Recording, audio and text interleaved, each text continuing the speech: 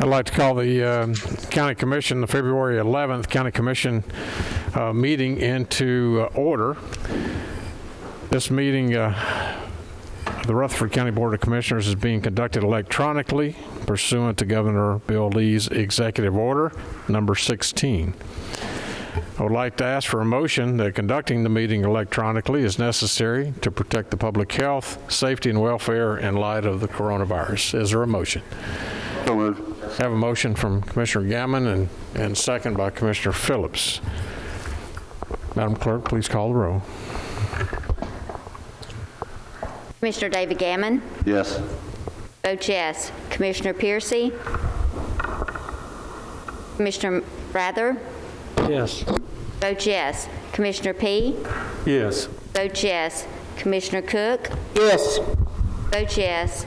Commissioner Buchanan. Yes. Vote yes. Commissioner Cush. Yes. Vote yes. Commissioner Reed. Yes. Vote yes. Commissioner Gurley. Yes. Vote yes. Commissioner Blair. Yes. Vote yes. Commissioner Allen. Yes. Vote yes. Commissioner Stevens. Yes. Vote yes. Commissioner Johnson. Yes. Vote yes. Commissioner Virgil Gammon. Yes. Vote yes. Commissioner Harris. Yes. Vote yes. Commissioner Dodd. Yes. Vote yes.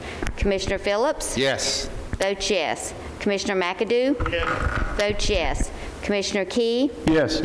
Vote yes. Commissioner Gooch. Yes. Vote yes. Commissioner Sereno. Yes. Vote yes. Commissioner Piercy. Yes. Vote yes. 21 yes. Motion passes. Thank you, Madam Clerk. At this time, I'd like to call on our chaplain, Commissioner Trey Gooch, to come forward, lead us in prayer.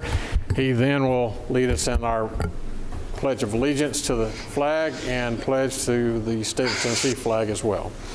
Let's go to our Father. Let's go to our Father in prayer. Oh, Father, we love you and we praise your name, for we know that all good comes from you. And Father, we know that you have warned us that Satan is alive and well and active in our lives.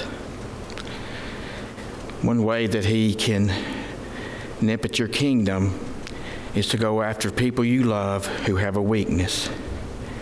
And one of the biggest weaknesses that many of us have is an addiction, whether it be an addiction to drugs, alcohol, even prescription medication.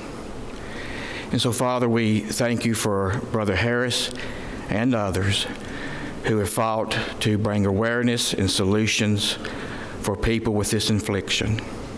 And for those people, Father, may you send the Holy Ghost to surround them and give them peace, give them hope, and introduce them to someone in their lives that can help them through this and become whole again. Father, you have also commanded us to be kind to your kingdom. And so we would like to dedicate this prayer this evening to Michael Gregory and all the staff who works at Paul's, who spend their time day in, day out to find unwanted members of your kingdom, to members of your creation, a forever home. And for that, Father, we know that there will be a special place in heaven for those people. Father, we thank you for removing our transgressions from us just as far as the east is from the west. But by no means do we believe that that gives us a license to keep sinning and transgressing against you. But it gives us the license to be better people and to be better citizens in your kingdom. And Father, we ask these in all things through Christ's name. Amen. I pledge allegiance to the flag of the United States of America and to the republic for which it stands, one nation, under God, indivisible, with liberty and justice for all. 3 white stars on the field of blue. God keep them strong and ever true. It is with pride and love we salute the flag of Tennessee. Everybody be seated. We'd like to welcome everyone here tonight. Thank you for attending. Madam Clerk, if you would, please call the roll. Commissioner David Gammon Here. is present. Commissioner Piercy Here. is present. Commissioner Rather Here. is present. Commissioner P Here. is present. Commissioner Cook Here. is present. Commissioner Buchanan Here. is present. Commissioner Cush Is present. is present. Commissioner Reed Here. is present. Commissioner Gurley Here. is present. Commissioner Blair Here. is present. Commissioner Allen Here. is present. Commissioner Stevens Here. is present. Commissioner Johnson Here. is present. Commissioner Virgil Gammon Here. is present. Commissioner Harris is present. Commissioner Dodd Here. is present. Commissioner Phillips is present. Commissioner McAdoo is present. Commissioner Key Here. is present. Commissioner Gooch Here. is present. Commissioner Sereno Here. is present. We have 21 present. We have a quorum. Thank you, Madam Clerk. Next is the reading and approval of the minutes.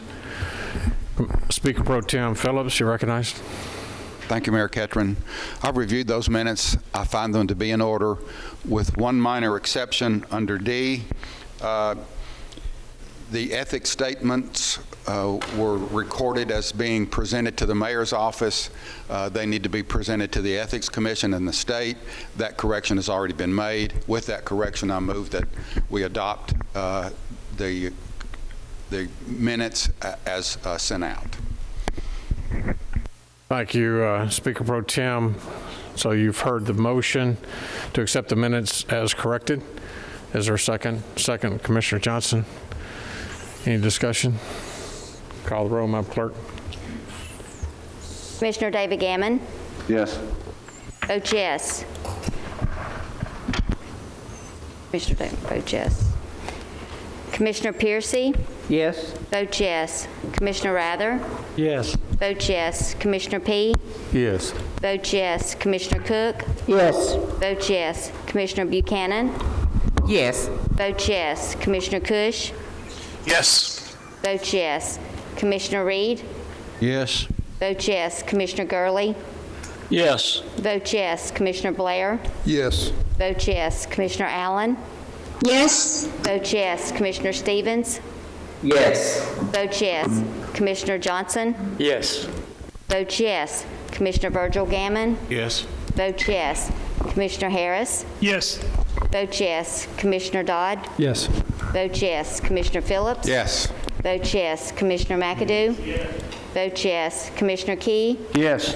votes yes. Commissioner Gooch Yes. votes yes. Commissioner Sereno Yes. votes yes.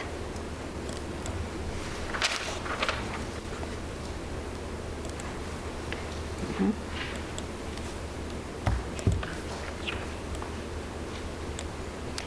21 yes, motion passes. Thank you, Madam Clerk.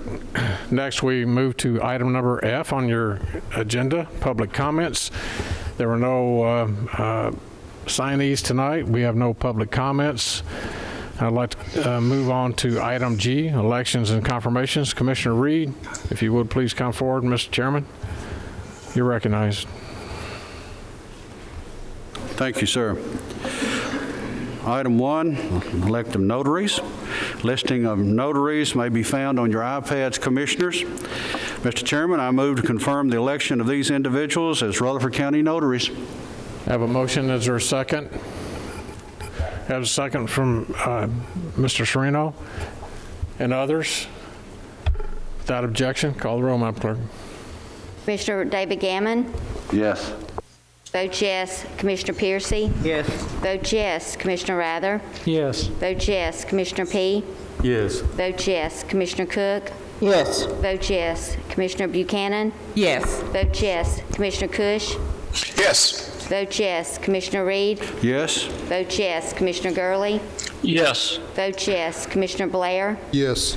Vote yes. Commissioner Allen? Yes. Vote yes. Commissioner Stevens? Yes. Vote yes. Commissioner Johnson? Yes. Vote yes. Commissioner Virgil Gammon? Yes. Vote yes. Commissioner Harris? Yes.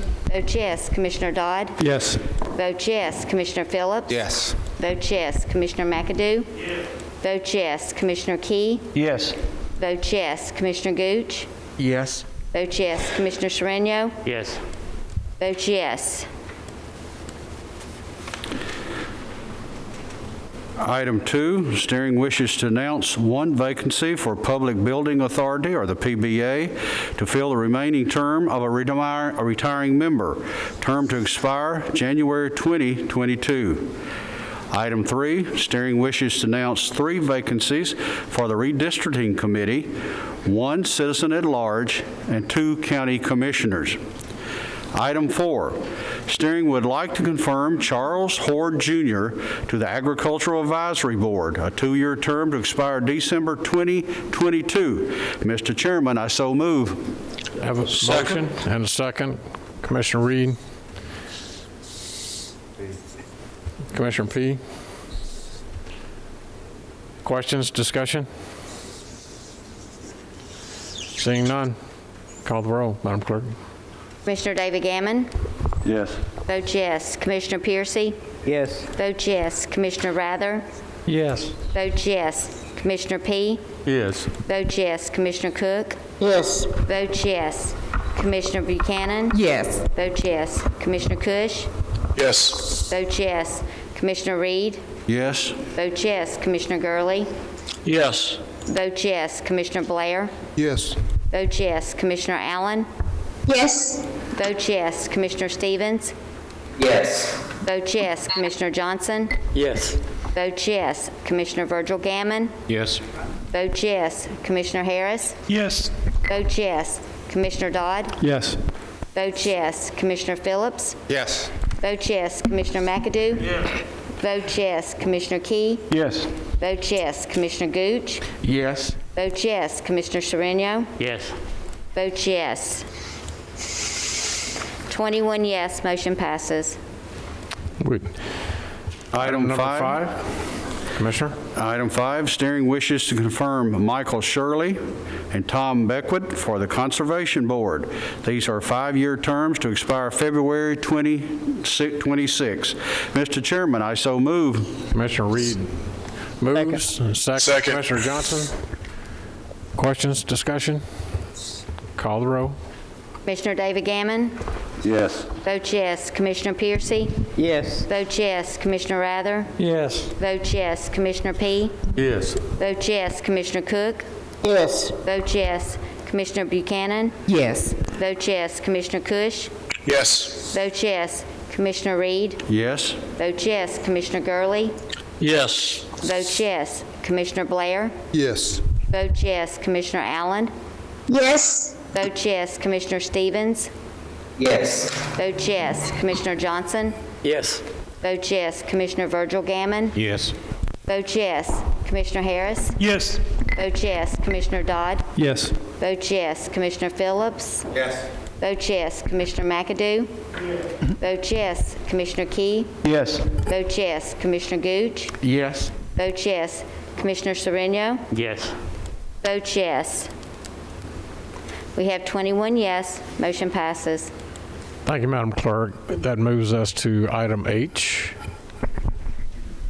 Thank you, Commissioner Reed. Item H is to approve, resolution to approve the consent agenda. Chairman Pro Tem Phillips, you're recognized. Thank you, Mayor Ketron.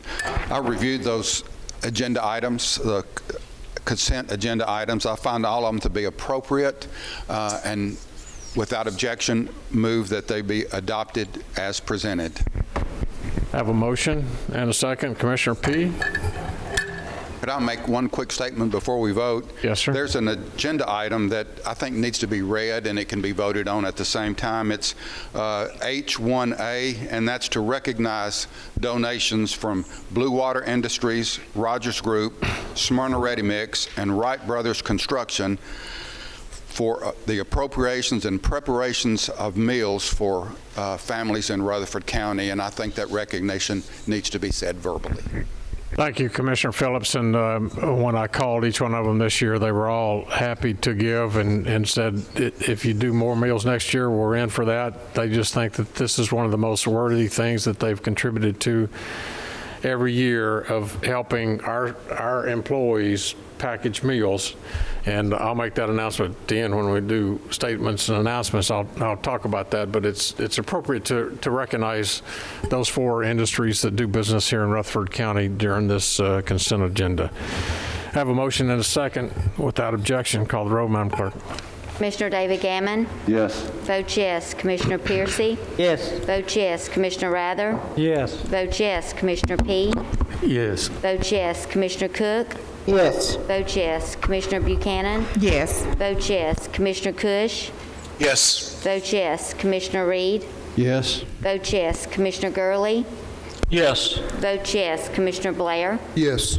Vote yes. Commissioner Allen. Yes. Vote yes. Commissioner Stevens.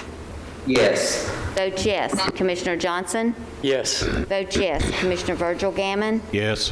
Vote yes. Commissioner Harris. Yes. Vote yes. Commissioner Dodd. Yes. Vote yes. Commissioner Phillips. Yes. Vote yes. Commissioner McAdoo. Vote yes. Commissioner Key. Yes. Vote yes. Commissioner Gooch. Yes. Vote yes. Commissioner Sereno. Yes. Vote yes. 21 yes, motion passes.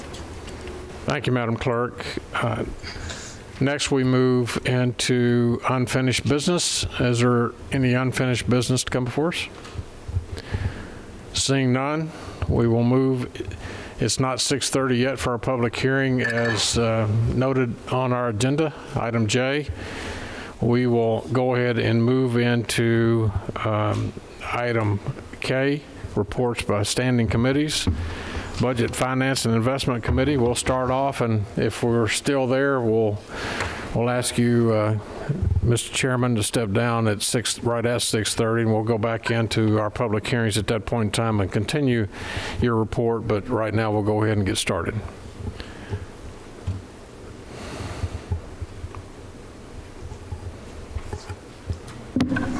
Thank you, Mr. Chairman.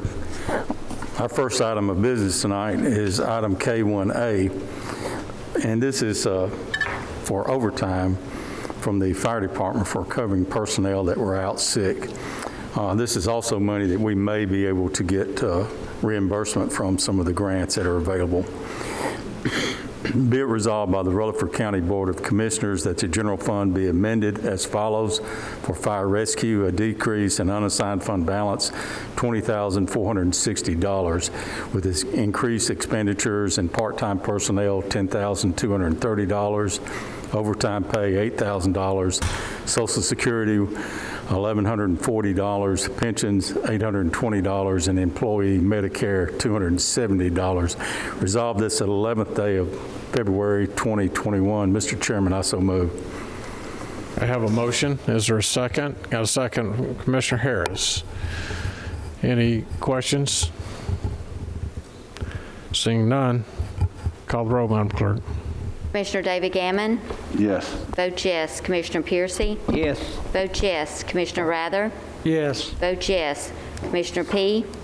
Yes. Vote yes. Commissioner Cook. Yes. Vote yes. Commissioner Buchanan. Yes. Vote yes. Commissioner Cush. Yes. Vote yes. Commissioner Reed. Yes. Vote yes. Commissioner Gurley. Yes. Vote yes. Commissioner Blair. Yes. Vote yes. Commissioner Allen. Yes. Vote yes. Commissioner Stevens. Yes. Vote yes. Commissioner Johnson. Yes. Vote yes. Commissioner Virgil Gammon. Yes. Vote yes. Commissioner Harris. Yes. Vote yes. Commissioner Dodd. Yes. Vote yes. Commissioner Phillips. Yes. Vote yes. Commissioner McAdoo. Vote yes. Commissioner Key. Yes. Vote yes. Commissioner Gooch. Yes. Vote yes. Commissioner Sereno. Yes. Vote yes. 21 yes, motion passes. Thank you, Madam Clerk. Item C. The next item is a resolution from the Sheriff's Department for the Drug Control Fund. Be it resolved by the Rutherford County Board of Commissioners that the Drug Control Fund be amended as follows. Restricted fund balance, a decrease of $38,000, and increased expenditures of maintenance and repair of vehicles of $25,000, vet services of $3,000, and other supplies and materials, $10,000. Resolved this 11th day of February 2021. Mr. Chairman, I so move.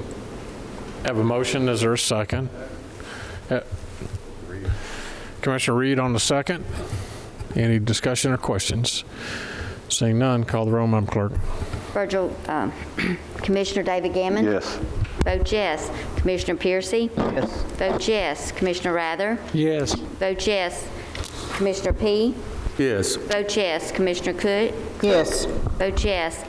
Commissioner Buchanan? Yes. Vote yes. Commissioner Cush? Yes. Vote yes. Commissioner Reed? Yes. Vote yes. Commissioner Gurley? Yes. Vote yes. Commissioner Blair? Yes. Vote yes. Commissioner Allen? Yes. Vote yes. Commissioner Stevens? Yes. Vote yes. Commissioner Johnson? Yes. Vote yes. Commissioner Virgil Gammon? Yes. Vote yes. Commissioner Harris? Yes. Vote yes. Commissioner Dodd? Yes. Vote yes. Commissioner Phillips? Yes. Vote yes. Commissioner McAdoo? Vote yes. Commissioner Key? Yes. Vote yes. Commissioner Gooch? Yes. Vote yes. Commissioner Sereno? Yes. Vote yes. 21 yes, motion passes. Thank you, Madam Clerk. Item K1C, and this is a resolution that takes under consideration the work order changes that we've had on the 20 North building.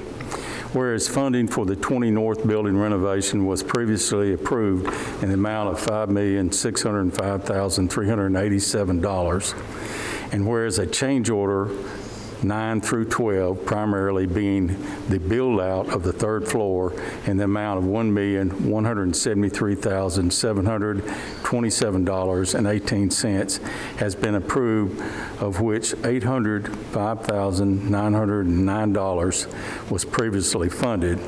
And whereas an additional architect fee for the third floor build-out are $72,000, and whereas additional funding in the amount of $460,000 is needed and can be provided for in an allocation of the Governor's Local Government Support Grant. Therefore, be it resolved by the Rutherford County Board of Commissioners that additional funding for the renovation of the 20 North building in the amount of $460,000 be provided from an allocation of the Governor's Local Government Support Grant. Resolved this 11th day of February 2021. Mr. Chairman, I so move.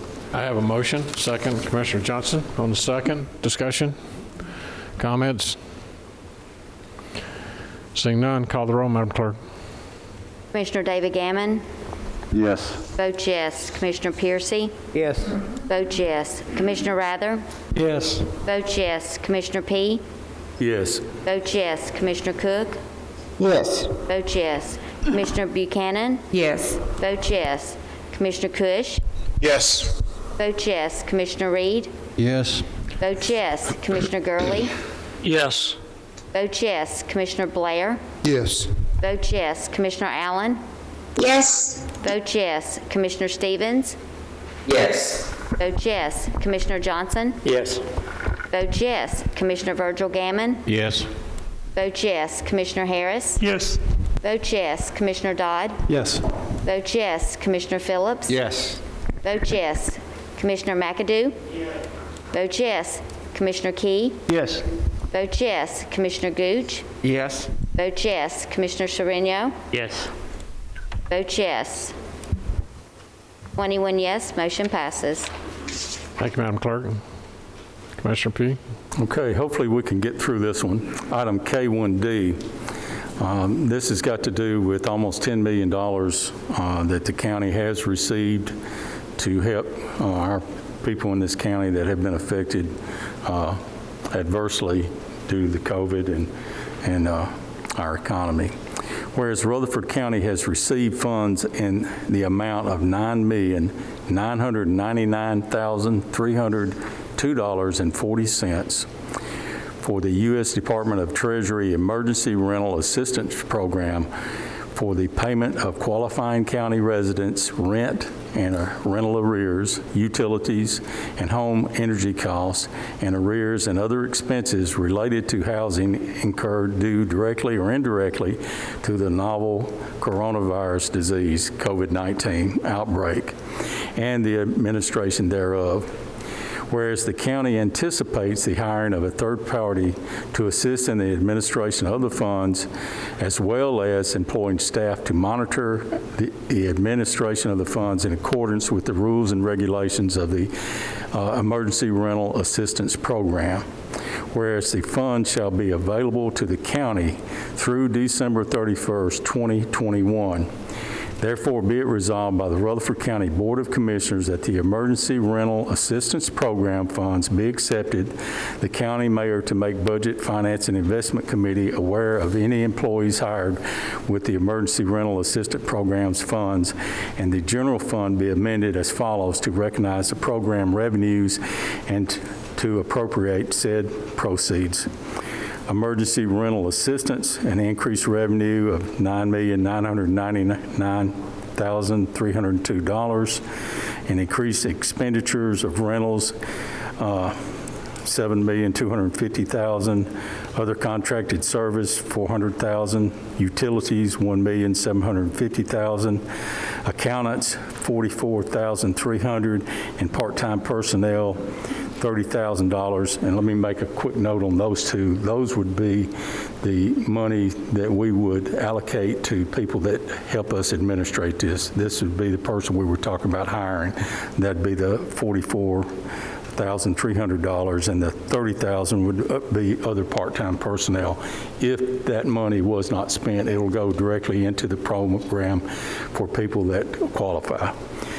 Okay, Social Security, $4,610, pensions, $4,500, emergency independent insurance, $10,975, disability insurance, $100, employer Medicare, $1,080, other charges, $503,737. Resolved this 11th day of February 2021. Mr. Chairman, I so move. Second motion. Have a second. Commissioner Dodd. Discussion, questions? I would like to call on Ms. Nolan.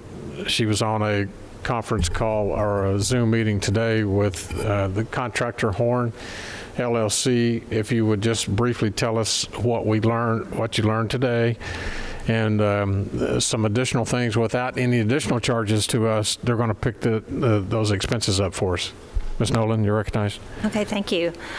Horn, and you'll have that next thing on your agenda is the contract with Horn. Horn LLC is the vendor who the state of Tennessee is working through THDA to administer this program for the rest of the state, excluding Memphis, Shelby, Davidson, Knoxville, Knox County. So the program that they're building for the state, they'll carve out and duplicate for us. The process will be the landlord and the tenant will apply. It'll go uploaded. It goes through a series of people checking and balances. It goes through quality review. The end of the step, it comes to the county for approval of payment.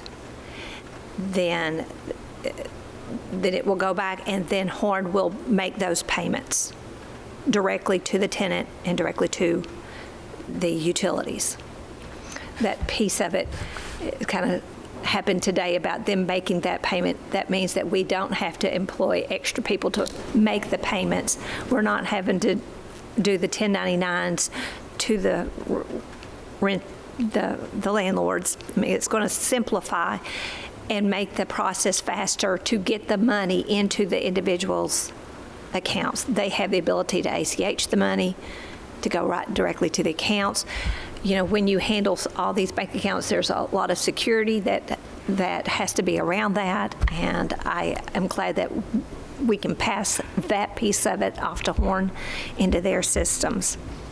But the money will not be paid for those who weren't involved in previous committees. The money won't be paid directly to the individual. It'll be paid to the landlord or to the utility that are in the rears, or we can pay in advance up to 3 months forward on those utilities. But it's a blessing that we're receiving this grant.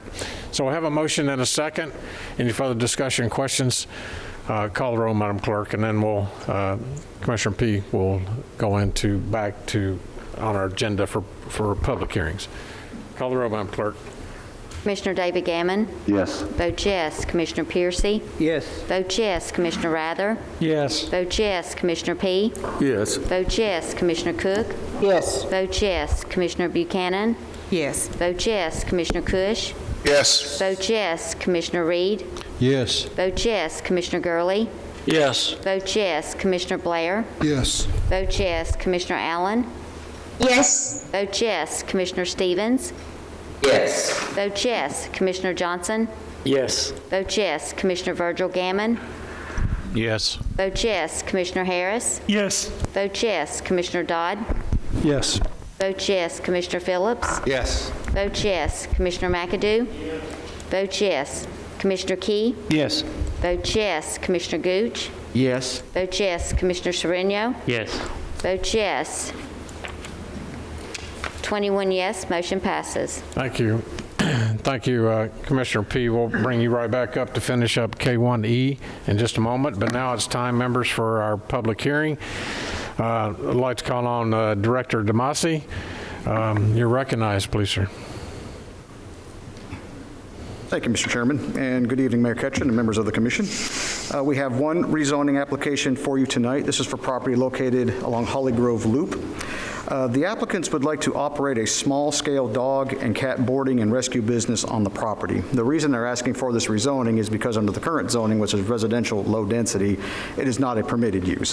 However, the zone that they are asking for, which is agricultural residential, which is actually a down zone, allows them to make this application by special exception to the Board of Zoning Appeals. So even if this is approved tonight, the actual business, the kennel that they would like to run, how it's classified, would not be approved tonight. They would still have to go through the Board of Zoning Appeals for that, so I wanted to make sure that that was clear. There is some information on your iPads regarding the type of business. The only employees would be those who live on the property. They plan to build a 40 by 60 foot building, about 2,400 square feet, for use of the business, which would have 10 small private rooms, 3 additional care suites for fostering, and a covered outdoor play area. There would be a minimum of a 2-night stay for boarded animals, and it'd be by reservation only to reduce customer trips. There's also some information there about pickup and drop-off times and the number of visitors average per day. Again, even if this zoning is approved tonight, this really is just for your information. That would still have to be approved by the Board of Zoning Appeals. The property is accessed via a private drive on the property, which is currently owned by the applicant's parents. They have a 16-foot driveway in width, and it's maintained by the applicant and her family. So any new driveway accesses onto the Holly Grove Loop or improvements to existing access drives along a county road would have to be approved by the Highway Department. There would be no landscaping or performance standards requirements, being that this is a residential zone still, agricultural residential. However, if this is approved and they go make their application to the Board of Zoning Appeals for the operation of the kennel, the Board of Zoning Appeals does have the ability to place reasonable restrictions onto the property, which could include hours of operation, number of trips, and those kind of things. As far as the zoning of the property, agricultural residential, again, this is a down zone. Residential low density allows for 1 unit per acre, residential unit per acre, whereas agricultural residential allows for 1 unit per 5 acres. So this is actually a less dense zone than what it currently is zoned. This is consistent with the recommendations of our comprehensive plan. And again, I would reiterate, even if the board approves this tonight, the business itself, the kennel, would have to go to the Board of Zoning Appeals. Most of the discussion we had at the Planning Commission was in regard to the business, but it was recognized even at the Planning Commission that since rezoning doesn't approve the business, that those questions would be better aimed at the Board of Zoning Appeals should this application be approved. The Planning Commission Commission did recommend approval by a unanimous vote. I'll be happy to answer any questions that you may have, and the applicant, I believe, is on the Zoom call if you have questions for her. So with that, I'll be happy to answer any questions again. So to start off with, any questions from the commissioners for Mr. Damasi? Any questions? Seeing none, I call the Rutherford County Commission meeting into recess to hold a public hearing on this request. Our public hearing is now in session. Anyone desiring to speak for or against the issue, please come forward and state your name, your address, and if you are for or against the proposed request. Ms. Guth? Oh, I mean, I'm for it. I don't know if I get to speak now, but... Yes, ma'am. You're recognized. So my address is 1731 Holly Grove Loop, and obviously my husband and family and I, we are big animal lovers. That's why we live out in the country. We raise goats and horses. And the purpose of this facility is to board a small number of outside animals in order to rescue animals and pay for their care. So it's a way to build a facility that will be used to rescue animals right here in Rutherford County, both dogs and cats, on a very small scale again, and the boarding of the animals will be used to pay for the facility, but also pay for the medical and just general care of the rescue animals. That's pretty much it. Thank you so much. We appreciate that. Is there anyone else wishing to speak for or against this rezoning request? Seeing none, I declare the public hearing closed. Rutherford County Board of Commissioners, we are back into session. Is there a motion? Commissioner Piercy. Lying in my district, I hadn't had a lot of input from the community about this until today. Their major concern really won't fall on this part. It'll fall when it comes back to the BZA board, and then I say there will be quite a show there, because they don't know what's going to be put there, because they really hadn't been told. They've got speculation, and that really gets blown out of proportion most of the time. I'm in support of the rezoning for the agricultural part, because it lowers the density of homes, and I think that's one thing we need to push toward. But I will be back when it comes back for the kennel situation, and I'll monitor that very close. And I'm going to also make sure that the neighbors out there are aware of what's going on and what they intend to do. Everybody that comes to me in my district about a rezoning or a business or anything, I try to tell every one of them, go talk to your neighbors first, come back and talk to me, because I like to see what the neighbors think. I would appreciate it if somebody would do me that way, and I think everybody would. I'm going to make the motion to approve this rezoning with whatever staff comments Doug can put with it or has to go with it. So we have a motion. Is there a second? Have second. There was a second. Commissioner Rather? Someone. Commissioner Key? Someone. Who seconded? All right, Commissioner P. We'll put you on record. Any further discussion, comments? Seeing none. Call the roll, Madam Clerk. Yes. Vote yes. Commissioner Piercy? Yes. Vote yes. Commissioner Rather? Yes. Vote yes. Commissioner P? Yes. Vote yes. Commissioner Cook? Yes. Vote yes. Commissioner Buchanan? Yes. Vote yes. Commissioner Cush? Yes. Vote yes. Commissioner Reed? Yes. Vote yes. Commissioner Gurley? Yes. Vote yes. Commissioner Blair? Yes. Vote yes. Commissioner Allen? Yes. Vote yes. Commissioner Stevens? Yes. Vote yes. Commissioner Johnson? Yes. Vote yes. Commissioner Virgil Gammon? Yes. Vote yes. Commissioner Harris? Yes. Vote yes. Commissioner Dodd? Yes. Vote yes. Commissioner Phillips? Yes. Vote yes. Commissioner McAdoo? Vote yes. Commissioner Key? Yes. Vote yes. Commissioner Gooch? Yes. Vote yes. Commissioner Sereno? Yes. votes yes. 21 yes, motion passes. Thank you, Mr. DeMasi. That brings us back, members, to on the agenda K1E. Back in Budget and Finance. Chairman P., you recognized. Thank you, Mayor. Resolution, whereas Rutherford County desires to enter into a contract with Horn LLP for the provision of consulting and program administration for the U.S. Department of Treasury Emergency Rental Assistance Program for the purpose set forth in Section 501A of Division N of the Consolidated Appropriations Act 2021, Publication L number 116-260 of December 27, 2020. And whereas the maximum liability to the county is $400,000 as provided for in the contract with funding provided for by the Emergency Rental Assistance Program.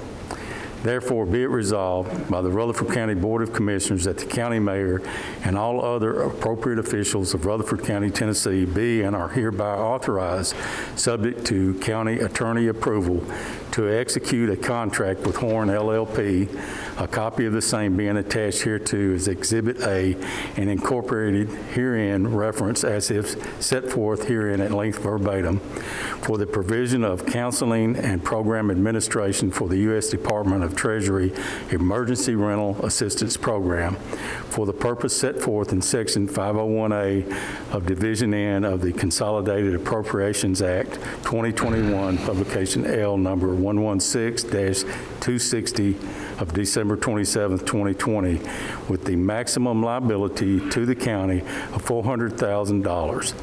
Resolved this 11th day of February 2021. Mr. Chairman, I so move. Have a motion and a second. Commissioner Cook, comments or questions? I'll make one comment, Mr. Chairman. Members, this is a really big deal for Rutherford County to get this kind of a grant during these unusual times.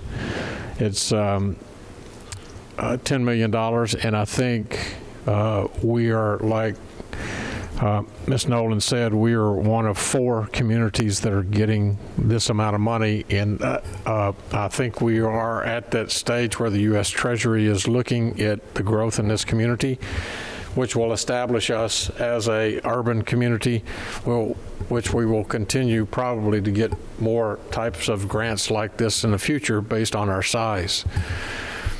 This is actually going to be an educational process, so it's going to be my office will help educate you and get you information, because you can be overwhelmed by people wanting to line up and say, I need assistance, help me on my rent, help me on my utility bills, etc. So we will be getting that information out to you. But then we're also going to ask you in your local community, in your district, to help us reach out to partners that can help us get to these people. This is almost $1 million per month that we're going to have to spend. We have to have the money obligated in a very short period of time. The end of September, the money has to be obligated, and we have to have it spent by the end of December. So we ask you to talk about it at church. When we get that information out to you, we're going to ask Ms. McDonald, Ashley McDonald, to network with the other PIOs in Smyrna, Laverne, and Eagleville, in the city of Murfreesboro, to get the information out so we can get that telephone number, and we'll put it on our website. You all can do the same thing. There was an article in the paper just yesterday talking about Ralph Perry, who runs THDA, and we chose to not go through Mr. Perry because we wanted you, as Rutherford County Commission, to get the recognition of this is money coming through us, because who we are, to take care of our citizens, and not the state of Tennessee taking care of our citizens. So by doing that and going directly to Horn, which is this resolution that you're voting on, it saves, because there's 10% commission out of the $10 million that will be paid for administration. we negotiated a deal with Horn to pay them 4%. And what Ms. Nolan talked about, she learned today, they're going to take care, at no additional charge, taking care of the payments, writing the checks, et cetera, for the 4%. So the 6% that's still available, we will be able to use on our citizens. And if we can pay some back rent and we can pay some back utilities, I've been in touch with Middle Tennessee Electric, Smyrna Water and Gas, Atmos Energy, et cetera. They are compiling a list of people who are in delinquent status with them. We'll be negotiating, Horn will negotiate directly with them and take care of them. This might just save some people where they can buy some groceries for their family, you know, and keep them with a warm roof over their heads. So it's a great opportunity for us. So we need you in your local districts to get out and help promote this. So we thank you. Any further discussion on this? Mr. Chairman. Yes, sir. A couple of things I want to mention, and I'm assuming this will pass. I probably should have waited till afterwards, but there's a couple of things you can do besides what the mayor mentioned to help us. One is to get your taxes filed. And the reason I say that is we're not just going to be handing money out to anybody. You've got to prove the need. And to do that, they're going to ask for your taxes. If you've got a copy of your taxes, you know, go ahead and get that in quickly as you can to make sure you qualify. And again, to reiterate, our goal is to have this available by March 1st, and that's what we're shooting for. Hopefully, we'll have it ready by then. But there will be phone numbers that'll be advertised. If you'll look at the Rutherford County government website, it's probably going to say something along rental assistance program. I imagine that'll be highlighted there, and of course our public information officer too. Thank you, Mr. Chairman. Any further discussion? Thank you, Mr. Chairman. Call the roll, Madam Clerk. Commissioner David Gammon. Yes. Vote yes. Commissioner Piercy. Yes. Vote yes. Commissioner Rather. Yes. Vote yes. Commissioner P. Yes. Vote yes. Commissioner Cook. Yes. Vote yes. Commissioner Buchanan. Yes. Vote yes. Commissioner Cush. Yes. Vote yes. Commissioner Reed. Yes. Vote yes. Commissioner Gurley. Yes. Vote yes. Commissioner Blair. Yes. Vote yes. Commissioner Allen. Yes. Vote yes. Commissioner Stevens. Yes. Vote yes. Commissioner Johnson. Yes. Vote yes. Commissioner Virgil Gammon. Yes. Vote yes. Commissioner Harris. Yes. Vote yes. Commissioner Dodd. Yes. Vote yes. Commissioner Phillips. Yes. Vote yes. Commissioner McAdoo. Vote yes. Commissioner Key. Yes. Vote yes. Commissioner Gooch. Yes. Vote yes. Commissioner Sereno. Yes. Vote yes. 21 yes. Motion passes.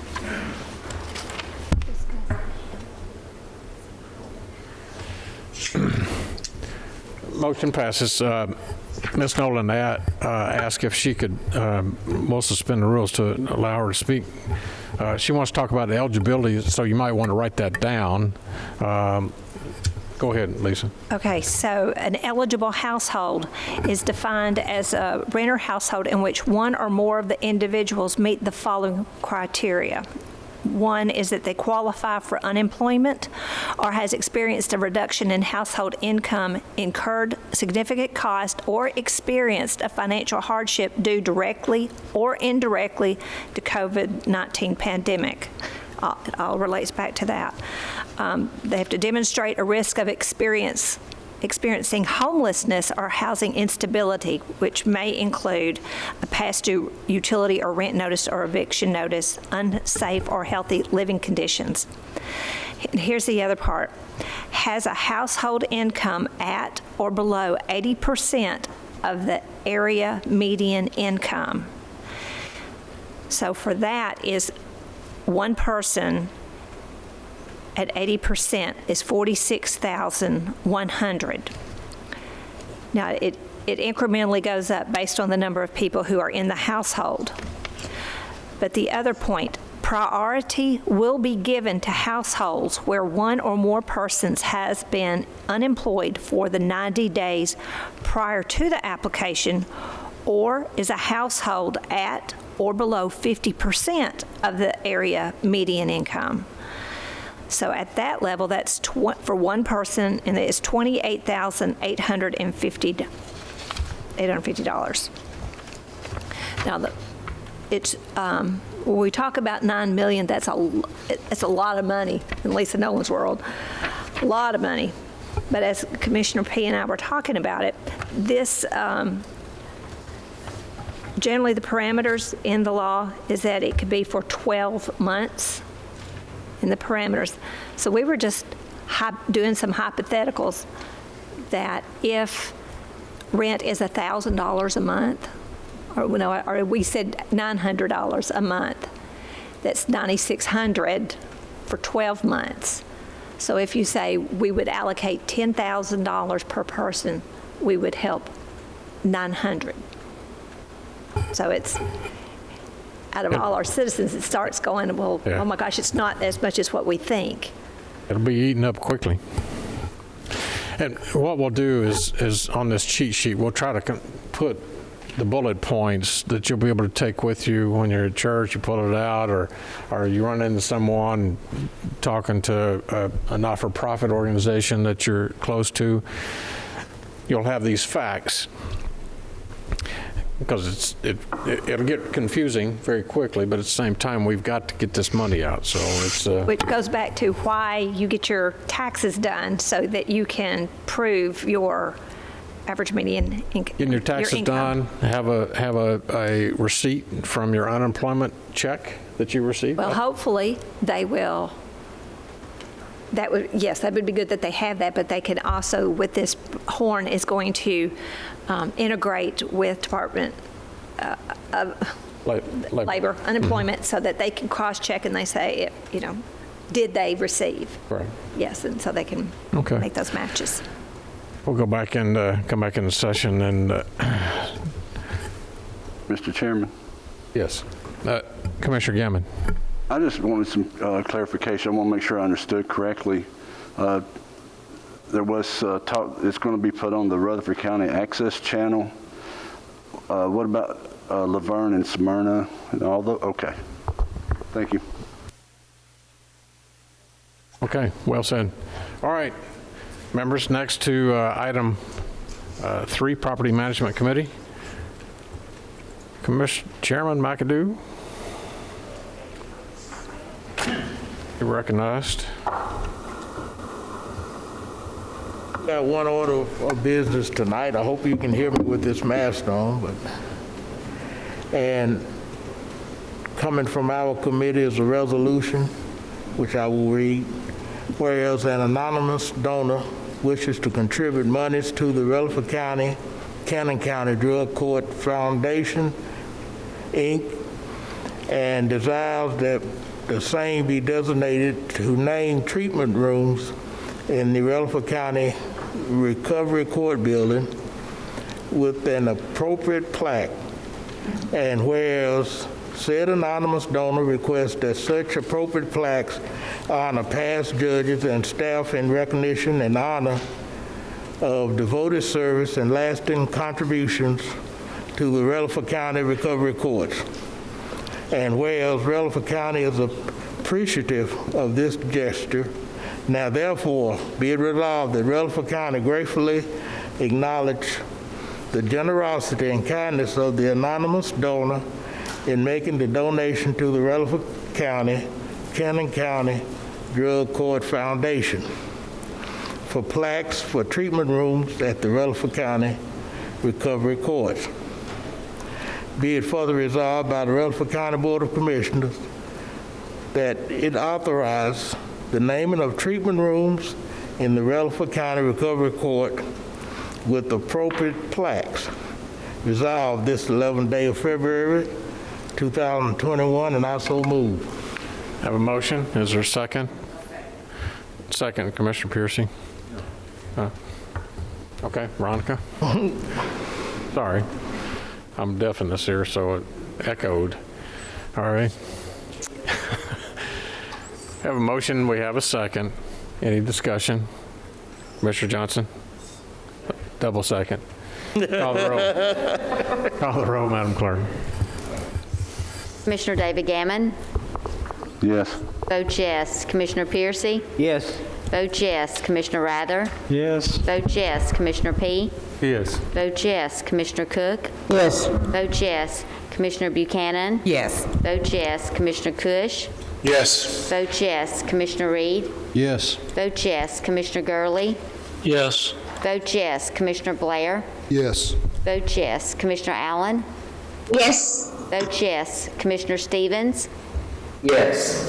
Vote yes. Commissioner Johnson? Yes. Vote yes. Commissioner Virgil Gammon? Yes. Vote yes. Commissioner Harris? Yes. Vote yes. Commissioner Dodd? Yes. Vote yes. Commissioner Phillips? Yes. Vote yes. Commissioner McAdoo? Yes. Vote yes. Commissioner Key? Yes. Vote yes. Commissioner Gooch? Yes. Vote yes. Commissioner Sereno? Yes. Vote yes. 21 yes. Motion passes. Thank you, Madam Clerk. Thank you, Chairman McAdoo. Members, I inadvertently skipped over item number 2, Health and Education Committee. Commissioner Allen, no report. Public Safety Committee, Commissioner Cush, no report. Okay. Public Works and Planning Committee, no report. Steering Legislative Governmental Committee. Commissioner Harris. Chairman Harris, you're recognized.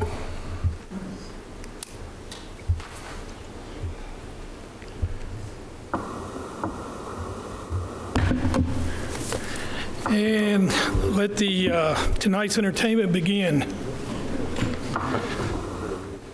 First thing on our agenda, I'm sorry, acting like I'm chairman. First thing we have on our report is a resolution for the County Powers Act.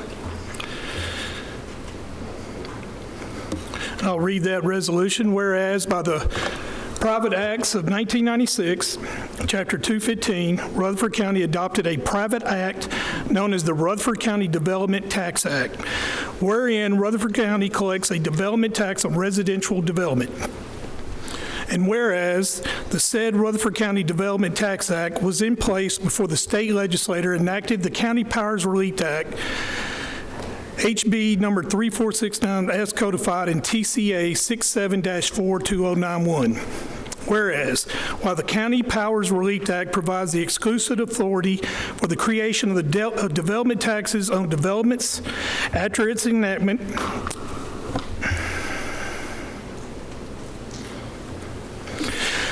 TCA 6742913 specifically authorized pre-existing development taxes such as the Rutherford County Development Tax Act to remain in place and continue because they were in place prior to June 20th, 2006. Whereas, since 2006, Rutherford County has experienced and continues to experience exponential growth and has considered various alternatives to property tax increases to fund growth. Whereas, at its regular scheduled meeting on January 15, 2021, the Rutherford County Board of Commissioners passed a resolution, January 14, 2021 resolution, requesting a legislative delegation to propose a bill to amend County Powers Relief Act to allow counties with pre-existing private acts to amend these private acts to authorize the imposition of a new tax or increase in the existing tax rates outlined in the county's pre-existing private act. Whereas, on February 1st, 2021, the Rutherford County Steering Committee met with the Rutherford County Legislative Delegation, and members of said legislative delegation indicated that the amendments to the County Powers Relief Act, as requested by the January 14th resolution, would be difficult to accomplish. And whereas at said meeting, there was further discussion about other possible amendments to the County Powers Relief Act that may afford Rutherford County certain relief if it were to opt in to the same. Whereas, based on the foregoing, the Rutherford County Board of Commissioners wishes to propose different amendments to the County Powers Relief Act instead of those proposed by Rutherford County in its January 14th resolution. Whereas, Rutherford County Commission believes it would be in the best interest of its citizens to opt in to the County Powers Relief Act if certain statutory changes, as described below, were made of the same. Whereas, Rutherford County believes the following statutory amendments should be made to the County Powers Relief Act. TCA 674-2911 of the County Powers Relief Act currently requires that any tax proceeds collected pursuant to said act shall be exclusively for the purpose of funding capital expenditures for education, including the retirement of bonded indebtedness, the need of which is reasonable related to population growth. Rutherford County requests that the County Powers Relief Act be amended to expressly give counties the discretion to utilize the tax proceeds collected under said act to fund any capital projects or to retire debt related to capital projects that are reasonable related to population growth. Further, TCA 67-42910 of the County Powers Relief Act currently provides that any tax levied under such act shall not be due until earlier of 1 year from the date of issuance of the building permit or 30 days after the first transfer of title to the property being developed, after the building permit is issued. Rutherford County requests that the County Powers Relief Act be amended to allow counties to collect the tax by requiring that 1/2 of the tax be payable when the building permit is issued and the remaining 1/2 of the tax being payable at the time the certificate of occupancy is issued.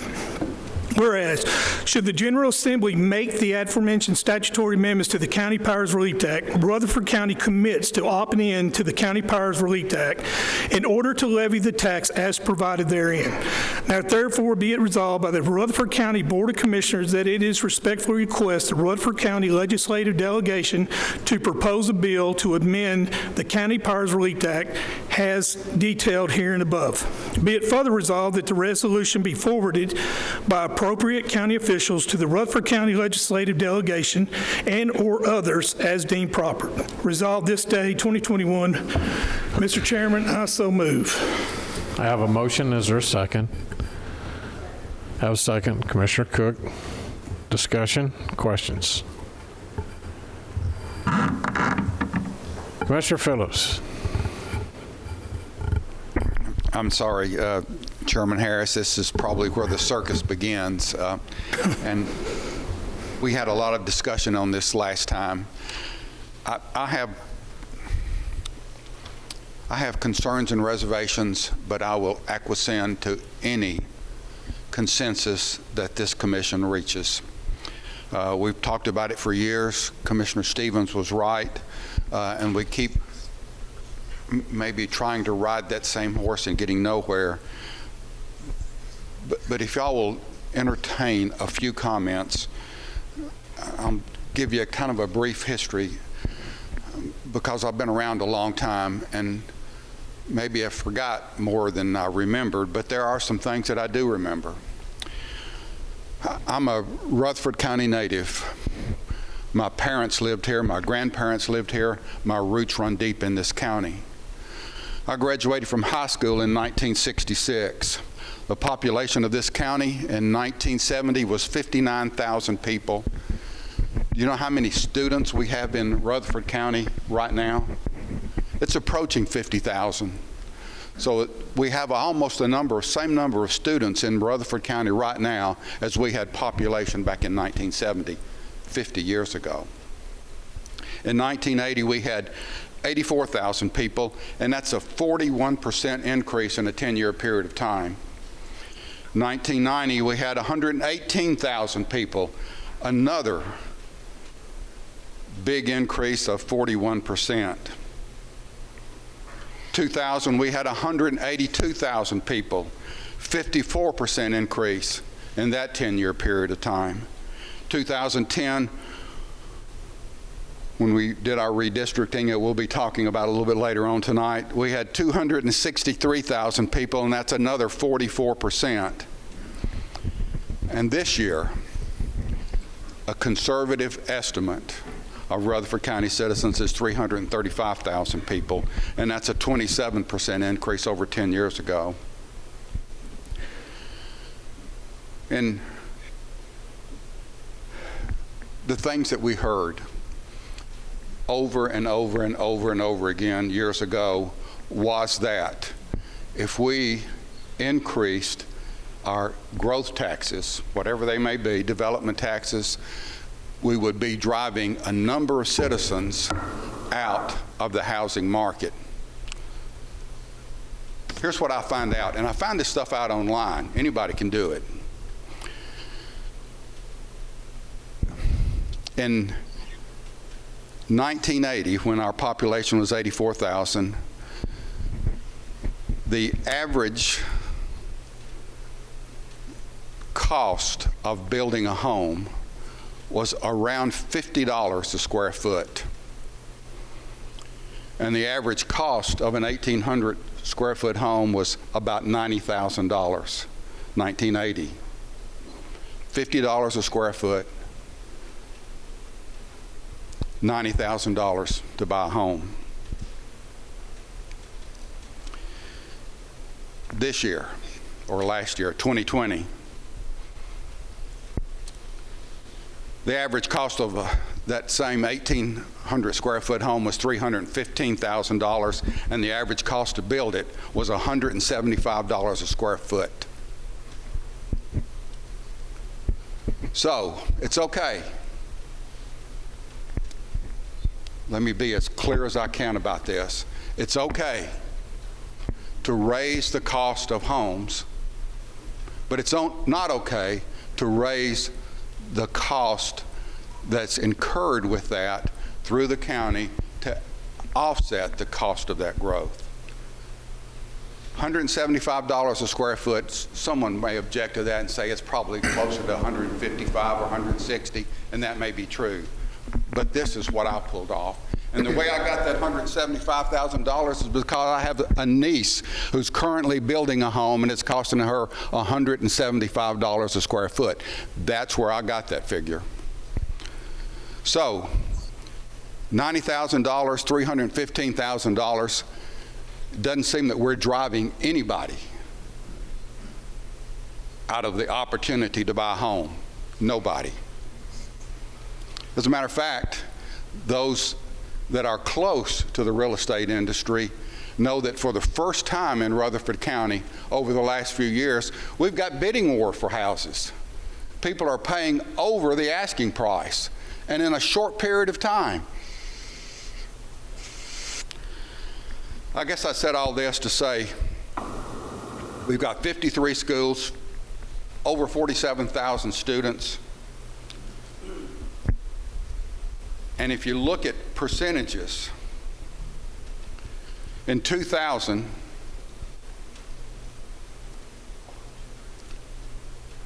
it cost somewhere in the neighborhood of $85,000 to build a 1,800 square foot home. And if you applied our development tax to that, that's of $1,500, that's 1.7% of that $85,000. Let's jump forward. 20 years later, the average cost to build that 1,800 square foot home is $245,000. We're still collecting the same $1,500, and the percentage of that cost is 0.6%. And still, our legislative delegation is telling us that they can't get anything passed for a county such as Rutherford to help offset that. I'm not asking our Rutherford County delegation, again, simply because it's probably not prudent to do that. And I have the utmost respect for them and the work that they do. But let me just add this one comment. This $1 square foot that we're talking about could increase our revenue somewhere in the neighborhood of $3 million, $3.5 million a year. Supposedly, we could increase that by somewhere around that. I think that's right, if I'm not mistaken, Lisa. Let me just add those figures together. If we had that $1 square foot back in 2000, when we were talking about the cost of $85,000 to build a house, that would represent 2.1% of the cost, where our development tax was only 1.7% of the cost. Right now, at $245,000 to build a home, the dollar square foot for an 1,800 square foot home is still $1,800. $1 a square foot back then, $1 a square foot now is exactly the same.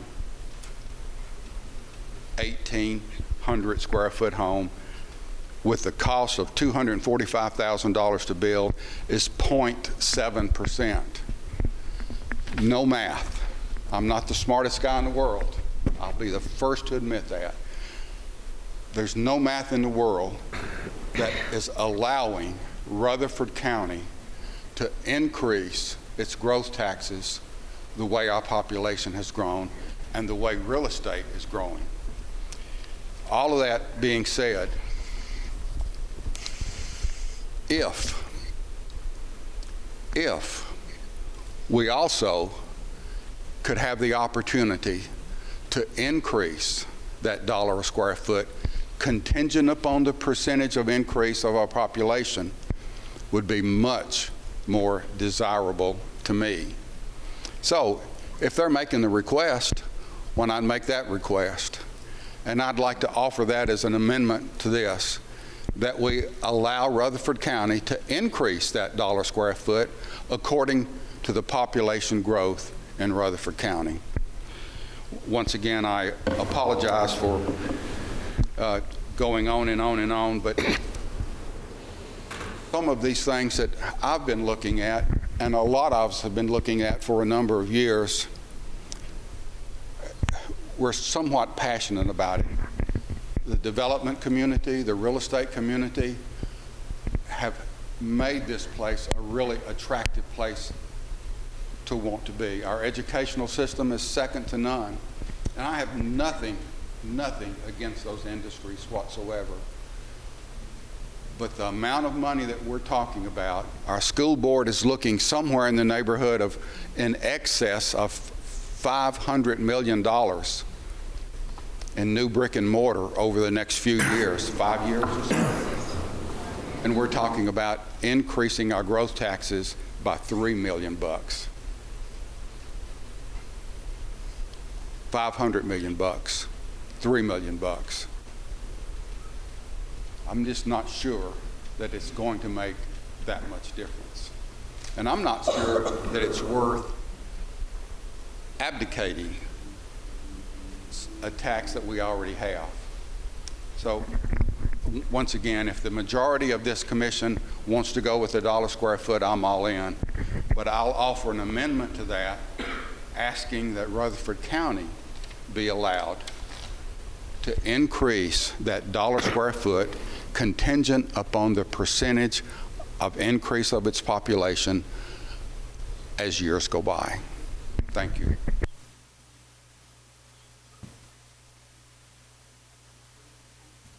Commissioner Blair. I attended the steering committee that evening, and one of the clarity was that I understood that being on the county's Powers Act, that there was an increase in that act for population increase. Is that correct? Yes, sir. That is correct.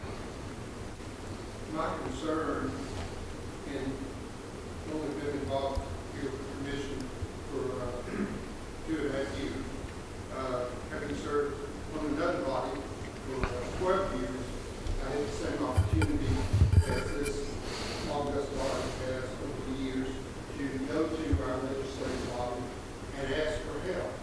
And we've not had any success. But what I took away from the steering committee that evening was that they desire to help, but this elephant is so big that we're going to have to eat it in small bites.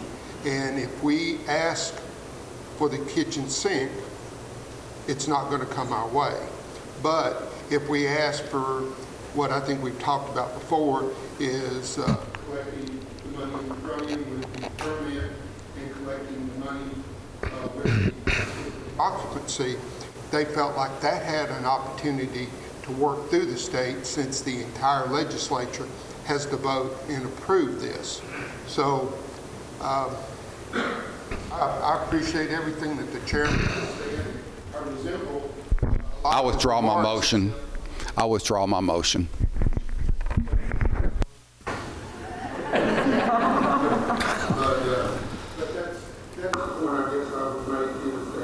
I would like to see us move forward, and I know there's some dollars that we can collect by changing over to the standard that the state is going with. Thank you, Mr. Chairman. Other discussion? Well, Commissioner Phillips, I agree. But unfortunately, we live in a world where it's so hard to get a majority of anything. And you would agree with that? All right. They are offering us to opt into the County Powers Act, which would be $1 per square foot. Based on our last 2 years, we're averaging 2,600 square foot a house, which would be an increase of $3.8 million if we did that. If we went back 7 years, it'd be $11 million. The problem that we're having here is we could never get the real estate lobby and coalition behind us. They killed every bill that we did, and everybody would not go forth because they didn't want to stick their neck out. Home Builders Association, same way. Both groups come to us, and both groups said that if we keep the law the same and go to $1 per square foot, we asked, because I was against this, because I did not want to be in the tax collecting business on development tax, on $1 per square foot if it was on the back end. So they had up to 30 to 60 days on the back end for us to get our money, which would have killed our cash flow. It would have crippled it. So we went to them and we asked exactly what you did. We wanted more money per square foot. And they said no. And then they said, we will give you this, which my biggest argument was I did not want to get all this money on the back end. I wanted it on the front end. And what they did was they offered they would let us have 50% on the day of permit and 50% at the closing, or the CO. Now, I agreed on some of this, which we had asked for certain things, and then they kind of like, no deal. This is what we're offering you, and this is what it is. So we're bringing this before you because all the other ways that we have done it, which is doubling the development tax, which is what it should be, it's going to be dead.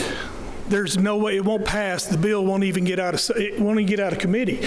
So this is what is before us. And yes, sir, Bill, Mr. Phillips, I have a tremendous amount of respect for you, and I agree with you. But 3.8 million is something. It is something that we're right now is nothing. So I have a motion to accept this. Mr. Chairman, this is Robert Stevens. Can I interject? Commissioner Stevens, you're recognized. Thank you. It's come to my attention that after our steering committee meeting that some of the representatives there from the Home Builders and the Real Estate Association were not happy with the language that we added in there about changing the use of this money from capital expenses for education only to any general capital expenses that the county might incur. And I think that might end up being a deal breaker that causes this whole thing to sink. So I would like to offer an amendment that we delete paragraph number 1 under the whereas, where it talks about the following statutory amendments, and just leave that part of the law the same. I believe that with our budget, we can finagle with the numbers and maneuver the monies around to make this work, and I don't want us to lose this opportunity to collect the extra revenue all because of this one little nuance in the law. It would be much easier and better for us if they would make that change, but I don't want us to lose the opportunity to get it done over this one thing. So I would make a motion to amend the resolution to delete out paragraph number 1 about the statutory amendments. Have a motion. Is there a second? I'll second that. Second, Commissioner Gurley. Commissioner P. Mr. Stevens, I didn't second that for the exact reason Chairman Harris mentioned, is that we've got some lobbyists that are working against us, have been for years. You know, everything Commissioner Phillips has said is basically gospel as far as I know it.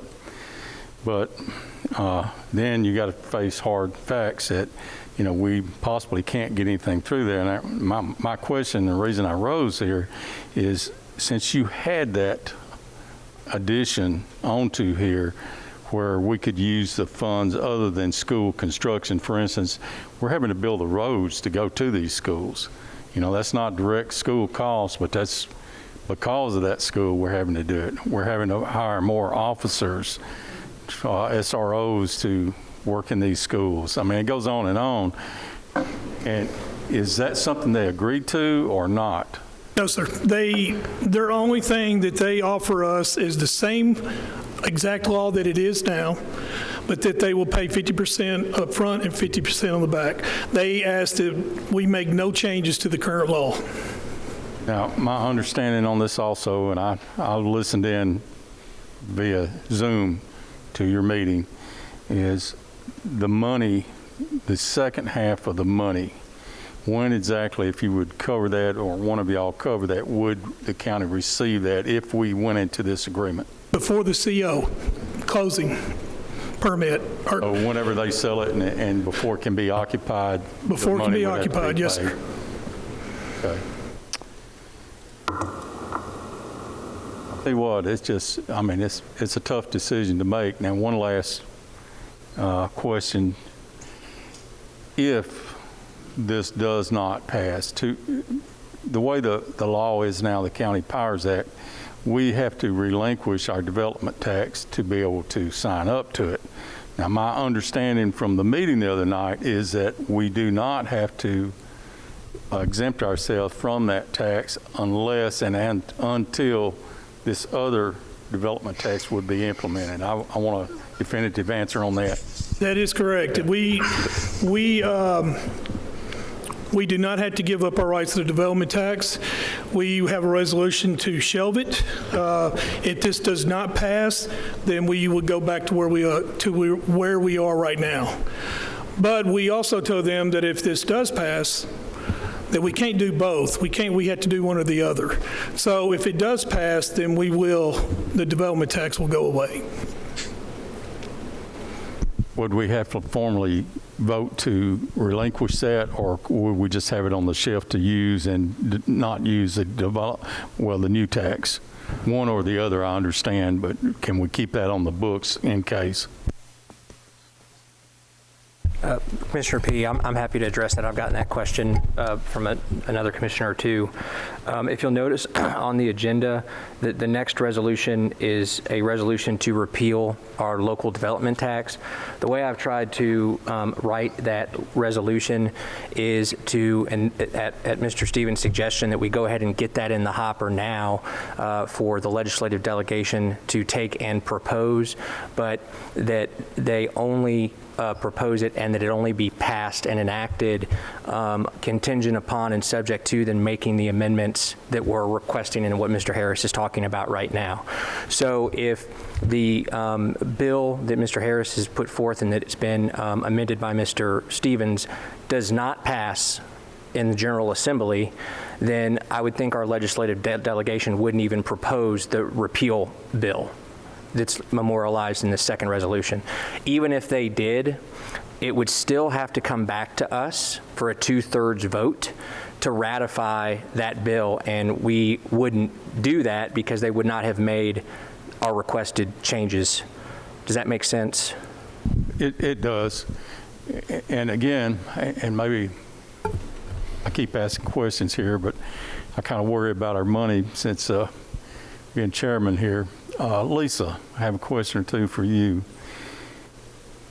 This ties our hands on how we can actually use the money, whereas now under the development tax, we can use these monies for capital projects, say for the sheriff's department, roads, you know, whatever. Will we be able to divert monies that we're currently spending, say for education, to cover for that lack of money we'd see from the development tax that we're able to use for other capital projects? Do you see a way around this? Yes. Thankfully, Commissioner Gooch, your old budget is up here. Right now, with the development tax, half of whatever we collect goes to debt service, and half is available in the general fund for capital projects. So my workaround would be all of it would go into the debt service.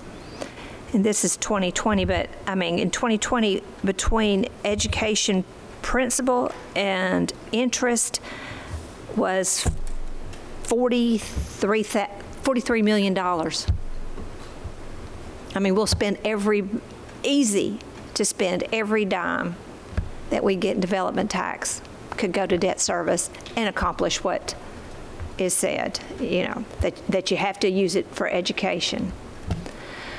But the hole that we would need to fill is that reliance on the other half of that development tax that we have used over the years in the general fund. So I would recommend moving pennies out of debt service into the general fund to make up that thing, to make up that balance. Now, you know, I always look at dollars, whether in taxes and all this. Is it one-time money? Is it recurring money? Adequate facility tax, development tax, one-time money. Property tax, recurring. And you know that when we went in that area where 2008, 9, 10, when it went down, our development tax went down. In debt service, that half, it went down. Luckily, we had enough in fund balance in the debt service to maintain that. So that's the risk, is moving, again, recurring money in debt service for one-time money that's coming in, all of it coming in. Right now, we just kind of half of it. So it's, we kind of share the burden of that one-time cost going, you know, good years, bad years. But yes, I mean, we could easily spend every penny y'all come up with in development tax for education because of all that we do is build schools. Mr. Chairman? Yes, Commissioner Gurley. Yes, I have a question for Director Nolan. Right now, if I'm not mistaken, we are funding fire service out of development tax because it is one of the situs taxes that we cannot fund fire service from general fund because of the other cities that have their fire departments. So what would we do about that? That's a little bit of concern to me. That is concerning. Over the years that I look at the end of the year, we've used part of the development tax for the schools. I mean, there was enough local situs tax to cover everything. And I just can't remember last year, but all the other years, not even using development tax, we were able to cover all the expenses with situs tax for the fire. As fire grows, as that fire department grows, as new buildings come on, I mean, it's already, we're going to have an issue with how are we going to fund fire. You know, this will be another piece. Something else we didn't talk about is right now when somebody increases the square footage, like turn a garage into a house or, I mean, into a room, we don't charge anything on that. That will now be charged. So even though it doesn't sound like a lot, it's a lot more than you think it is. I just wanted to get that out. Commissioner P. Well, I remember when I first came on the commission, the development tax was new.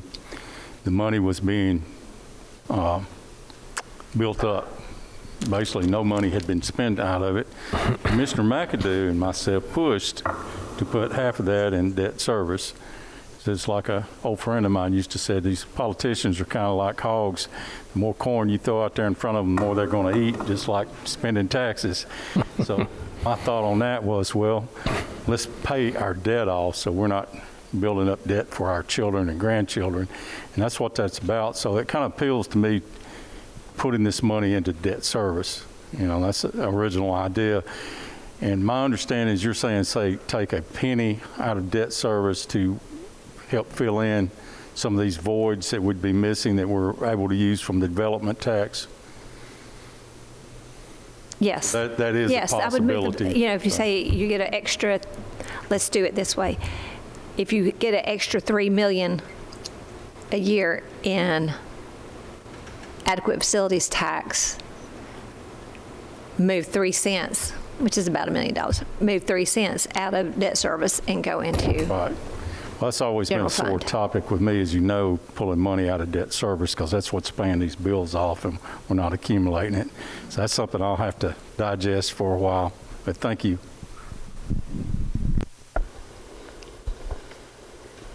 Commissioner Johnson. Yes. Mr. Chairman, correct me if I'm wrong, in the steering committee, the way it's written now, there's an inflation factor built in it that will give us the opportunity to raise it 10% every 4 years, something like that? Yes, sir. Is that all correct? Every 4 years as a growing county. So if we continue to grow, then it'll be $1.10 and then so on. Every 4 years. Okay. So basically, that's where the ball was dropped some years ago. No inflation factor was built in on the development tax. Am I correct on that? Yes. Okay. You are. So the way this is written now, we would have some leeway on down the line. Yes. Thank you. Okay, members, Commissioner Blair. Just a point of clarity. Again, Commissioner Stevens' motion is just deleting that part, asking to direct those funds other than education. Is that correct? That is correct. That is his motion for an amendment, seconded by Commissioner Gurley. Let me make a comment on that. Is in the negotiations, it's already been stated by Chairman Harris that it's dead on arrival. It won't even make it out of state and local committee if anything is omitted other than what is stated in the resolution. Then it has to be 50% collected on the front end when you pull the permit, 50% on the back end when they go to codes and request the C of O. Anything outside of that, it will not pass because it's statewide application. So it changes it for all counties, and that's why it's not going to pass. So that takes us from about a little over $4 million to about $8.8 million. So the 3.8 would be the difference between the two, between the development tax of $1,500 and the $1 per square foot on the County Powers Relief Act of '06. It was statewide application, and the problem is, members, the counties are really unlike a city. The city can pass an ordinance and do whatever they want to. You saw Metro, they increased their property taxes by 35%, or our development tax, whatever it may be. We're so limited in county government. Sales tax, property tax, mineral severance tax. You got the wheel tax. It's just we're so limited on what we can do. We struggle year after year of trying to get the state to give us a greater portion for the high growth counties on our BEP formula, to go towards education. Education is, and they announced yesterday in the paper another 1,800 kids coming in here. It sucks the life out of everything, and we can't pay for our general fund. That's what's so crippling for us. And I'd like to do that, but so it comes down to the one option you have tonight is to do it as it is without the amendment, or we're back to the 1,500 and nothing happens. That's your options tonight. So we have an amendment before us with a second. Commissioner Piercy. Yes, sir. On the amendment? Or on the motion as amended? On the motion. All right, you recognize. While you were explaining this, you kept saying they. They? Who is they? Are you referring to the Home Builders Association? I'm referring to the delegates, the Home Builder Association, and the Real Estate Coalition. Okay. That's one thing that got us in this spot several years ago, was the Home Builders Association. And anybody in here affiliated with the Home Builders Association, don't take this personally. Why are we letting them dictate us anything at this point? We followed them once and we're stuck. We follow them again, will we not still be stuck with the minimum gain like the $3 million? $3 million is great. It's a whole lot better than nothing. I've had nothing. I know what it's like. But still, will we not be stuck there? The answer to that is no, because right now with the development tax the way it is, you know, we're already dealing with, we get $1,500, that's it. Every time we try to get this, Commissioner Phillips is absolutely right. Every time I've been here 3 years, we have tried to do this for 3 years. And every time they hit us and they say no, dead on arrival. And the biggest reason is because they succumb to the lobbyists. So, Mr. Piercy, it's called politics, unfortunately. And they specifically said that they would not back anything that we do unless we and then we offered this. I mean, they didn't tell us nothing. We offered this because I felt it was a good idea for us to get more money, but it wasn't good if we had to collect it on the back end. So that's where we come, and we got into a room with them, and that's where we're at. But they have, you know, they're going to specifically have said that they would kill anything. And then you heard the delegates up here say it as well. So like he said, we're a subdivision. We're not our own, we're a subdivision. So we're susceptible to our state legislators and them passing laws. Mr. Chairman. Commissioner Piercy. Commissioner Piercy, and then Commissioner Gurley, and then Commissioner Johnson. So you're referring kill it, you're talking about the delegation will kill it, or the lobbyists will ride the delegates to kill it. When it goes through, this bill will be assigned to the state and local, and to the local committee in the House, state and local in the Senate, 7 to 9 members, depending on the size of the committee. It will never see the light of day through, it'll be scheduled, but unless there's 2/3 commitment from this board, it's going to be very difficult for our delegation to stand up and say in front of their peers that it came from Rutherford County Commission with a 2/3 vote. If it doesn't come out with a 2/3 vote, then everybody's going to do this, and the motion will fail. So we're back to the 1,500. You know, that's the problem that the big counties have with small counties, because there are more representatives collectively out of the 95 counties that represent, and they stick together in a coalition. That's not just so much the lobbyists, but they all stick together against the big counties. We are now a big county.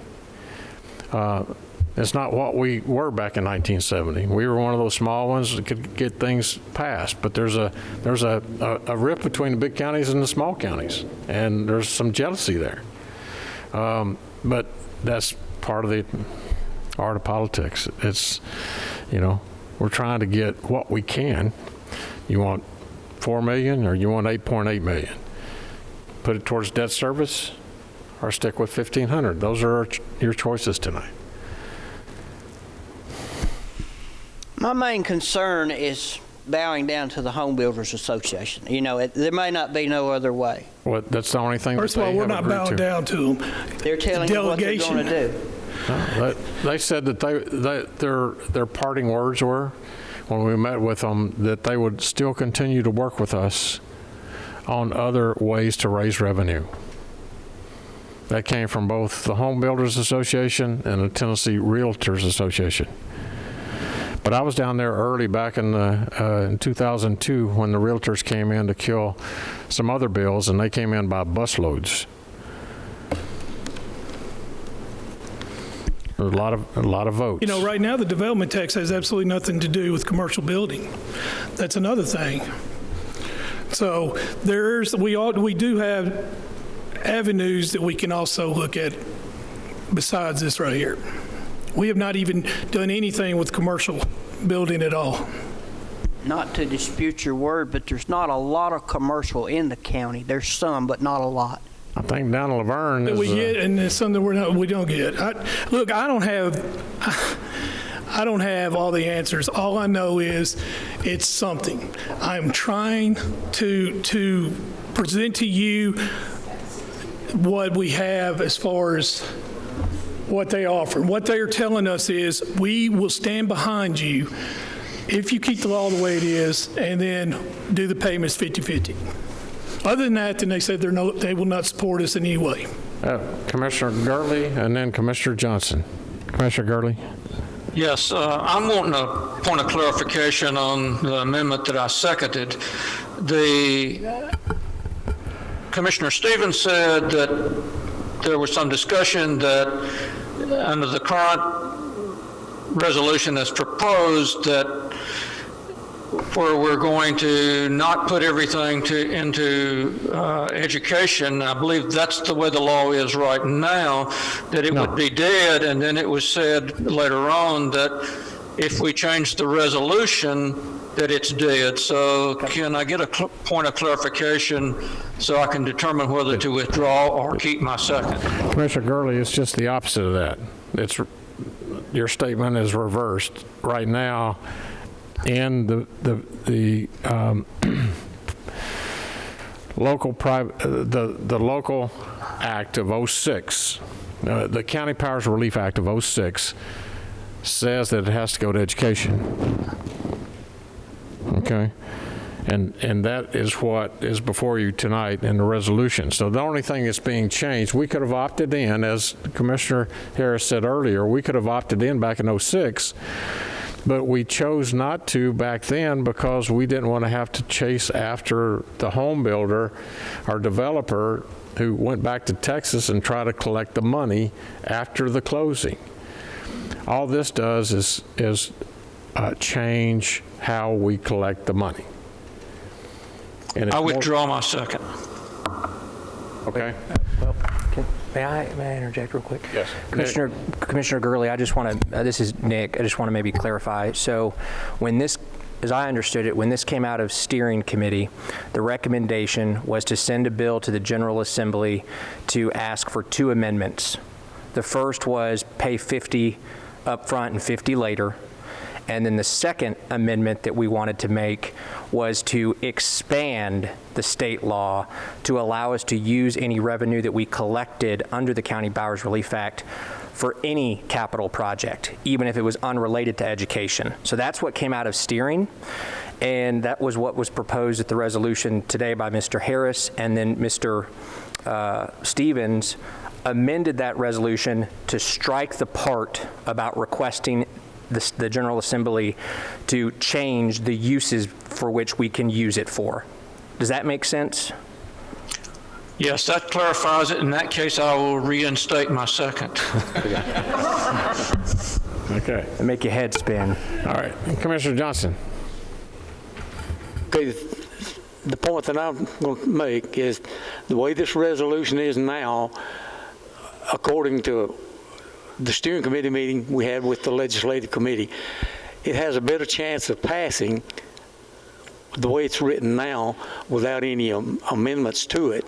So I would not support this amendment regardless if it gets another second or whatever, because I don't think we need to muddy the water anymore. And so if it goes to education, that is the big elephant in the room right now. That's the biggest demand we have for revenue.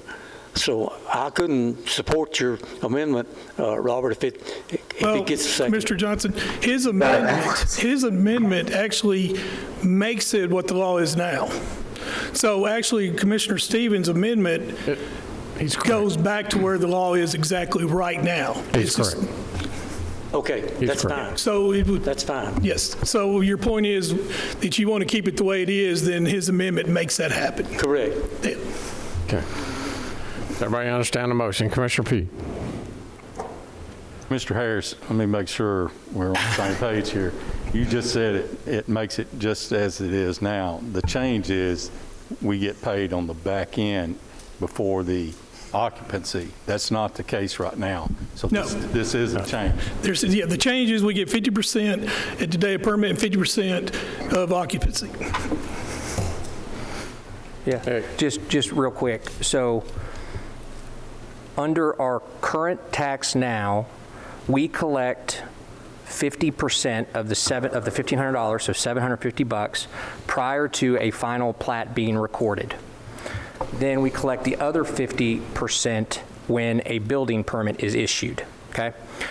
Under the state law, under the County Powers Relief Act, they have their mechanism being where that the tax is not due until the earlier of 1 year from the date of issuance of the building permit or 30 days after the first transfer of title to the property being developed after the building permit is issued. From what I understand, speaking to staff, that would totally kind of mess up our revenue stream and how we do things. So if the amendment passes and amends the current resolution that is before the body, we would be asking the General Assembly to allow counties the ability, particularly our county, to not do the collection until the earlier of 1 year from the date of yada, yada, yada, but instead 50% at the time the building permit is issued and 50% at the time the CO is issued. So if the amendment passes, that's what's going to be before the body to vote on and take to the General Assembly.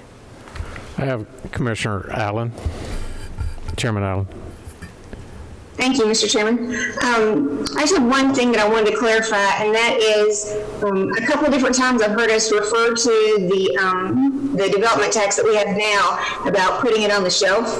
And I just want to make sure that Lisa and Nick, if I'm understanding this correctly, once we make this change, it's a permanent change. We can never go back. Is that correct?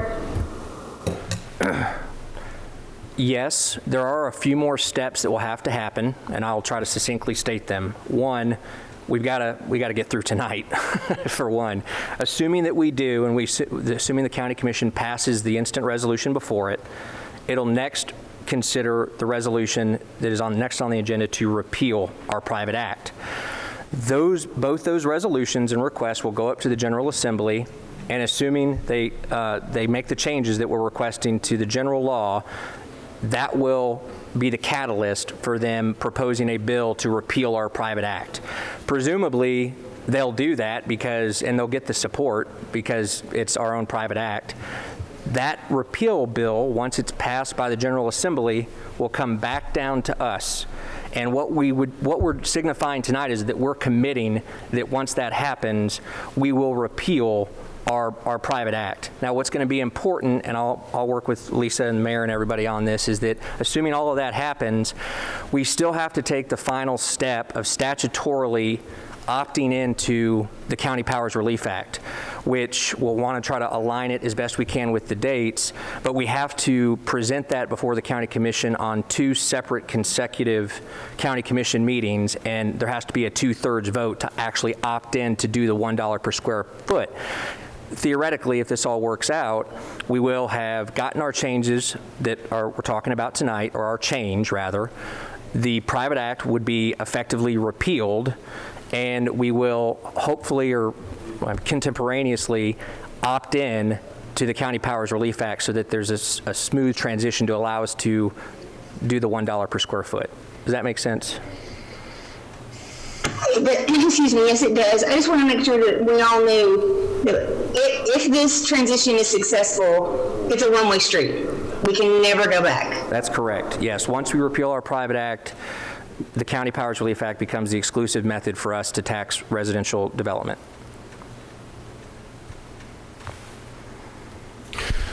Commissioner Phillips. A point of clarification. The longer we've talked, the more confused I've got, and I've heard different things. So the original motion would accomplish what as far as how we could use that money, and the amendment would accomplish what as far as how to use that money. Would you please state that again, someone? Yeah, just... Nick, go ahead. The original resolution as presented would have expanded the ability of the county to use the $1 per square foot tax. It would not have limited us to just using it for education purposes if we opted in. The amendment that's being made to the original resolution is to strike that request. And what that means is we're not asking that the general law be changed. So if we opt into the County Powers Relief Act, we're going to have to use the money for educational purposes. So if you vote for the amendment, that's what's going to be presented. It's not asking for a change because it's just doing what already is existing under state law. I understand, I think now, but which one is dead on arrival? The first one? The first one? The first one. The original motion? Yes. That's correct. Because that's what came out of steering. Okay, so And Commissioner Stevens... Now he's withdrawn. Mr. Stevens is asking to amend. To amend, but that was his motion in steering, and that's what came forward. That's right. So Commissioner Stevens' amendment would take us back to what the state actually wants. That is correct. To start with. Yes, sir. And it's not dead on arrival. That's correct. Okay, thanks. Other discussion? Other discussion? Going once. Call the roll, Madam Clerk. This is on the amendment, right? On the amendment. On the amendment. Call the roll on the amendment.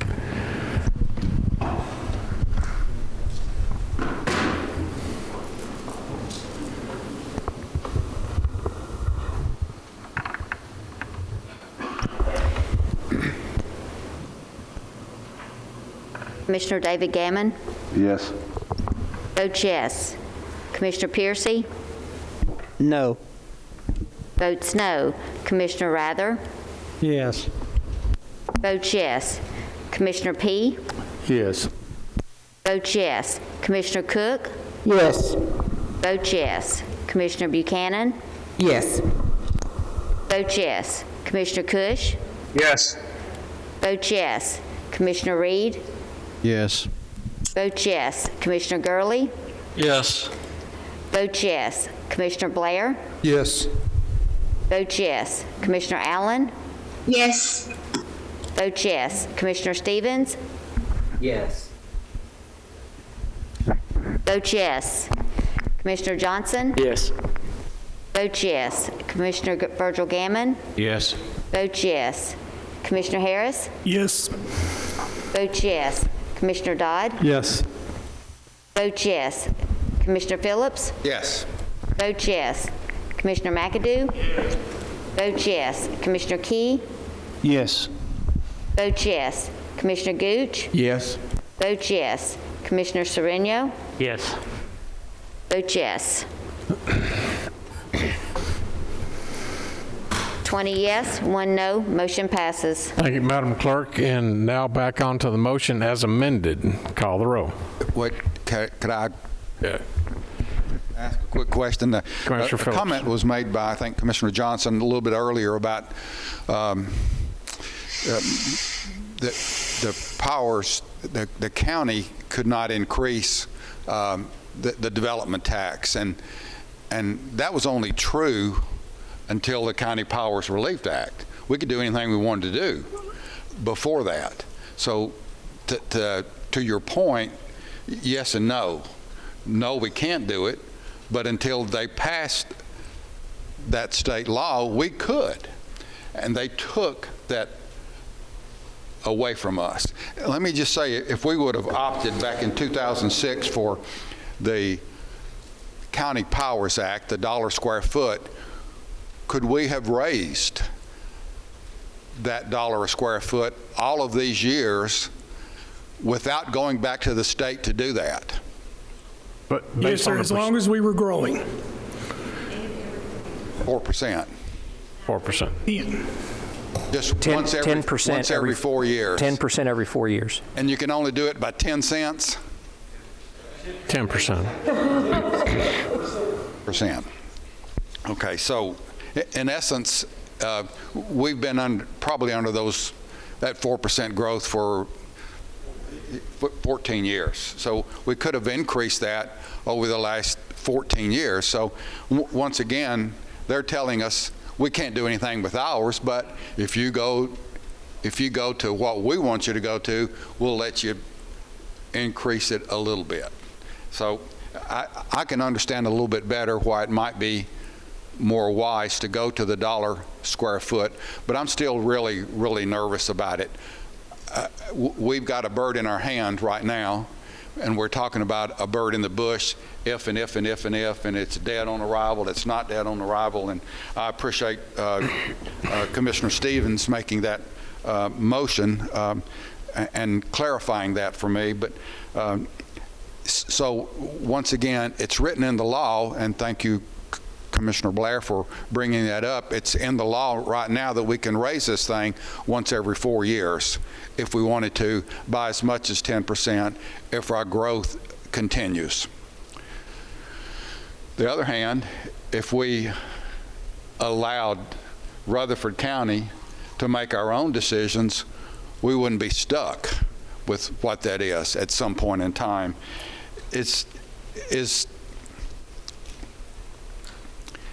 We've got some interpretations from our county attorney as we've been going through this, that it appears that if our county legislative delegation were to have presented our original resolution, that there's nothing against state law that would allow them to do that. It's just an impression that they have that it's dead on arrival. And my impression is we've asked them to do it for a long time, and the answer is always it's dead on arrival. And I'm saying, how do you know? You know, I think there's a lot of voters in Rutherford County, voters, not lobbyists or anything else, but a lot of voters in Rutherford County that would support what we've asked them to do. I mean, a lot of voters, if we put it to the voters. So what would the people who elected me want me to do? And that's what I'm struggling with right now. So I'm thinking that if we did this, it might be best for us long term if we can't do anything else with our development tax. And I know you guys are thinking along those same lines, so I really don't know what I'm going to do. It's more palatable, and I said I would support anything that this commission comes up with, and if this commission says let's go, I'm going to be in it 100%. So I just wanted to make sure that if we went forward, we could at least adjust it some, but I'm still thinking it's not going to be the adjustment that this county is going to need to support 41% growth, 41% growth, 54% growth, 44% growth, and 27% growth by raising it 10%, or the first time it would be 10 cents. So those are the issues that I'm still confronted with. Is it worth taking that risk? And I don't know. I just don't know. Commissioner Phillips, I mean, the thing about this bill is that if everybody supported it in Rutherford County, including our delegates, we're one county out of 95. So this is a statewide thing. So a lot of the other counties are telling our delegates when they proposed in the bill, which they had the last 3 years, that their words, dead on arrival. So this is where they have went out and have talked to these rural counties, and this is got the backing between the real estate and to the Home Builder Association, and this is basically what they're offering us. Commissioner P. Mr. Phillips, you make me stand up here to ask a question for our attorney. Would it be possible for us to ask for a referendum of some type to put on the ballot for our citizens concerning an increase of some kind of development type tax? I don't know. I can tell you what I do know, which is a little different than that direct question, but that because of the County Powers Relief Act, it's been interpreted as being the exclusive ability to tax for development unless you're a county that's got a pre-existing private act, which we do. And what was sent to the legislature last month was a request to amend the state law to allow us to do just what you're suggesting, but not by referendum, and instead just let this commission amend its private act to increase its development tax from $1,500 to $1,750 or whatever. That would be, I think, constitutionally and legally permissible. I think that there's law to support that. I don't know on your question of whether we could amend our private act via referendum. I've never heard of that, but that doesn't mean that there's not some law out there that I could find. Please do some research for me. Sure, will do. Commissioner P., I think where let's just say the conservative county commission when we passed the private act back in the 90s and capped it. I remember talking to now Judge Scarlett, Darrell Scarlett, who worked in your firm, was here representing, and he shared with me when we first started talking about this a month or so ago. He said, I believe Ms. Jones was the chairman of the committee, and said, are you sure you want to lock it into $1,500, or you want to at least allow for increases with the cost of living index, CPI? You know, it's just, and they were adamant, the commission was adamant at that time to cap it at 15, and it hasn't kept up with the growth. And then, as previously stated in 06, it eliminated private acts. And for once and for all, said that any county that's growing because it's for growth, then you come under the 06, and that's where we're at tonight.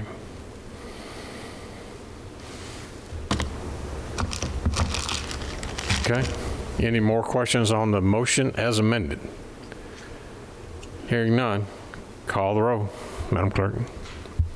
Commissioner David Gammon? Yes. Vote yes. Commissioner Piercy? Yes. Vote yes. Commissioner Rather? Yes. Vote yes. Commissioner P? Yes. Vote yes. Commissioner Cook? Yes. Vote yes. Commissioner Buchanan? Yes. Vote yes. Commissioner Cush? Yes. Vote yes. Commissioner Reed? Yes. Vote yes. Commissioner Gurley? Yes. Vote yes. Commissioner Blair? Yes. Vote yes. Commissioner Allen? Yes. Vote yes. Commissioner Stevens? Yes. Vote yes. Commissioner Johnson? Yes. Vote yes. Commissioner Virgil Gammon? Yes. Vote yes. Commissioner Harris? Yes. Vote yes. Commissioner Dodd? Yes. Vote yes. Commissioner Phillips? The weakest yes I've ever given. Yes. Vote yes. Commissioner McAdoo? Vote yes. Commissioner Key? Yes. Vote yes. Commissioner Gooch? Yes. Vote yes. Commissioner Sereno? Yes. Vote yes. 21 yes. Motion passes. 6B. This next resolution deals with your concerns on the repealing the development tax. Whereas by private act of 1996, Chapter 215, Rutherford County adopted a private act known as Rutherford County Development Tax Act. And whereas the said Rutherford County Development Tax Act was in place before the state legislature enacted the County Powers Relief Act, 953 HB 3469 as codified in TCA 67-4-2901. Whereas Rutherford County has requested that the General Assembly make certain statutory amendments to the County Powers Relief Act pursuant to a certain resolution adopted by the Rutherford County Board of Commissioners on February 11, 2021. Whereas, should the General Assembly make the statutory amendments as requested in the February 11, 2021 resolution, Rutherford County commits to opt in to the County Powers Relief Act in order to levy the tax as provided therein. Whereas, the County Powers Relief Act provides that the county cannot opt in to the tax provided for in the County Powers Relief Act if the county has a private act in effect that levies a local development tax. Whereas, should the General Assembly amend the County Powers Relief Act as requested in February 2021 resolution, the county would need to repeal its Rutherford County Development Tax Act in order to opt in to the County Powers Relief Act and levy the tax as provided therein.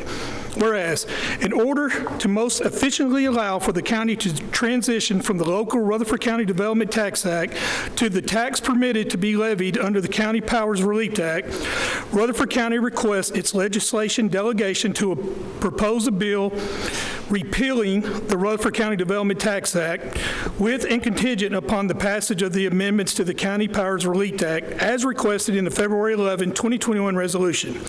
Now therefore be it resolved by the Rutherford County Board of Commissioners that hereby respectfully request that Rutherford County Legislative Delegation propose a bill to repeal the Rutherford County Development Tax Act with and contingent upon the passage of the amendments to the County Powers Relief Act as requested by the Rutherford County Board of Commissioners in its February 11, 2021 resolution.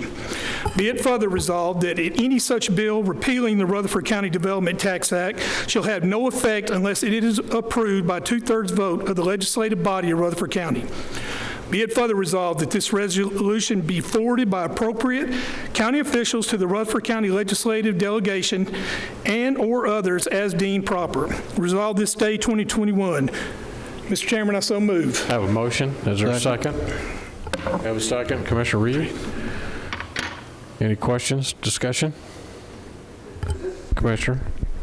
It has to come back to be approved by Rutherford County. That is correct. By us, correct. By 2/3 vote. Twice. Just once? Just once. Clarification, just once, by 2/3 vote. That's correct. Okay, any further discussion? Seeing none, call the roll, Madam Clerk. Commissioner David Gammon? Yes. Vote yes. Commissioner Piercy? Yes. Vote yes. Commissioner Rather? Yes. Vote yes. Commissioner P? Yes. Vote yes. Commissioner Cook? Yes. Vote yes. Commissioner Buchanan? Yes. Vote yes. Commissioner Cush? Yes. Vote yes. Commissioner Reed? Yes. Vote yes. Commissioner Gurley? Yes. Vote yes. Commissioner Blair? Yes. Vote yes. Commissioner Allen? Yes. Vote yes. Commissioner Stevens? Yes. Vote yes. Commissioner Johnson? Yes. Vote yes. Commissioner Virgil Gammon? Yes. Vote yes. Commissioner Harris? Yes. Vote yes. Commissioner Dodd? Yes. Vote yes. Commissioner Phillips? Yes. Vote yes. Commissioner McAdoo? Vote yes. Commissioner Key? Yes. Vote yes. Commissioner Gooch? Yes. Vote yes. Commissioner Sereno? Yes. Vote yes. 21 yes, motion passes. Chairman Harris. Moving on, gentlemen, this next is steering committee have a recommendation to form a committee for redistricting. I'll read the motion. Resolution, Whereas TCA 51111 requires that at least every 10 years, county legislative bodies shall change the boundaries of the county legislative districts so that members represent substantially equal populations. Whereas the Rutherford County Board of Commissioners believe it to be in the best interest of Rutherford County to establish a redistricting committee to assist the Rutherford County Board of Commissioners with the necessary boundary changes to county legislative districts so that members represent substantially equal population. Now therefore be it resolved by the Rutherford County Board of Commissioners as follows.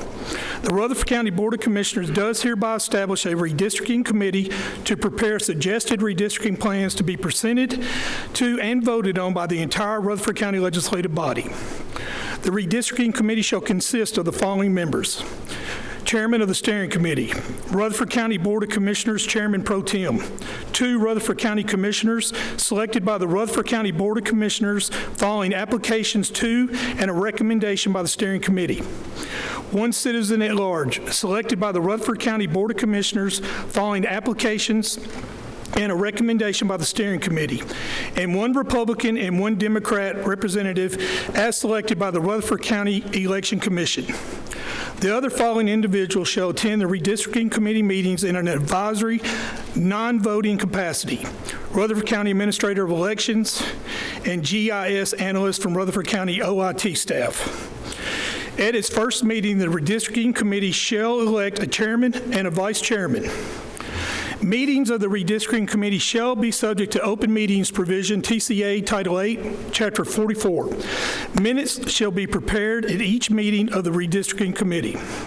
The redistricting committee shall meet from time to time as necessary in order to prepare suggested redistricting plans.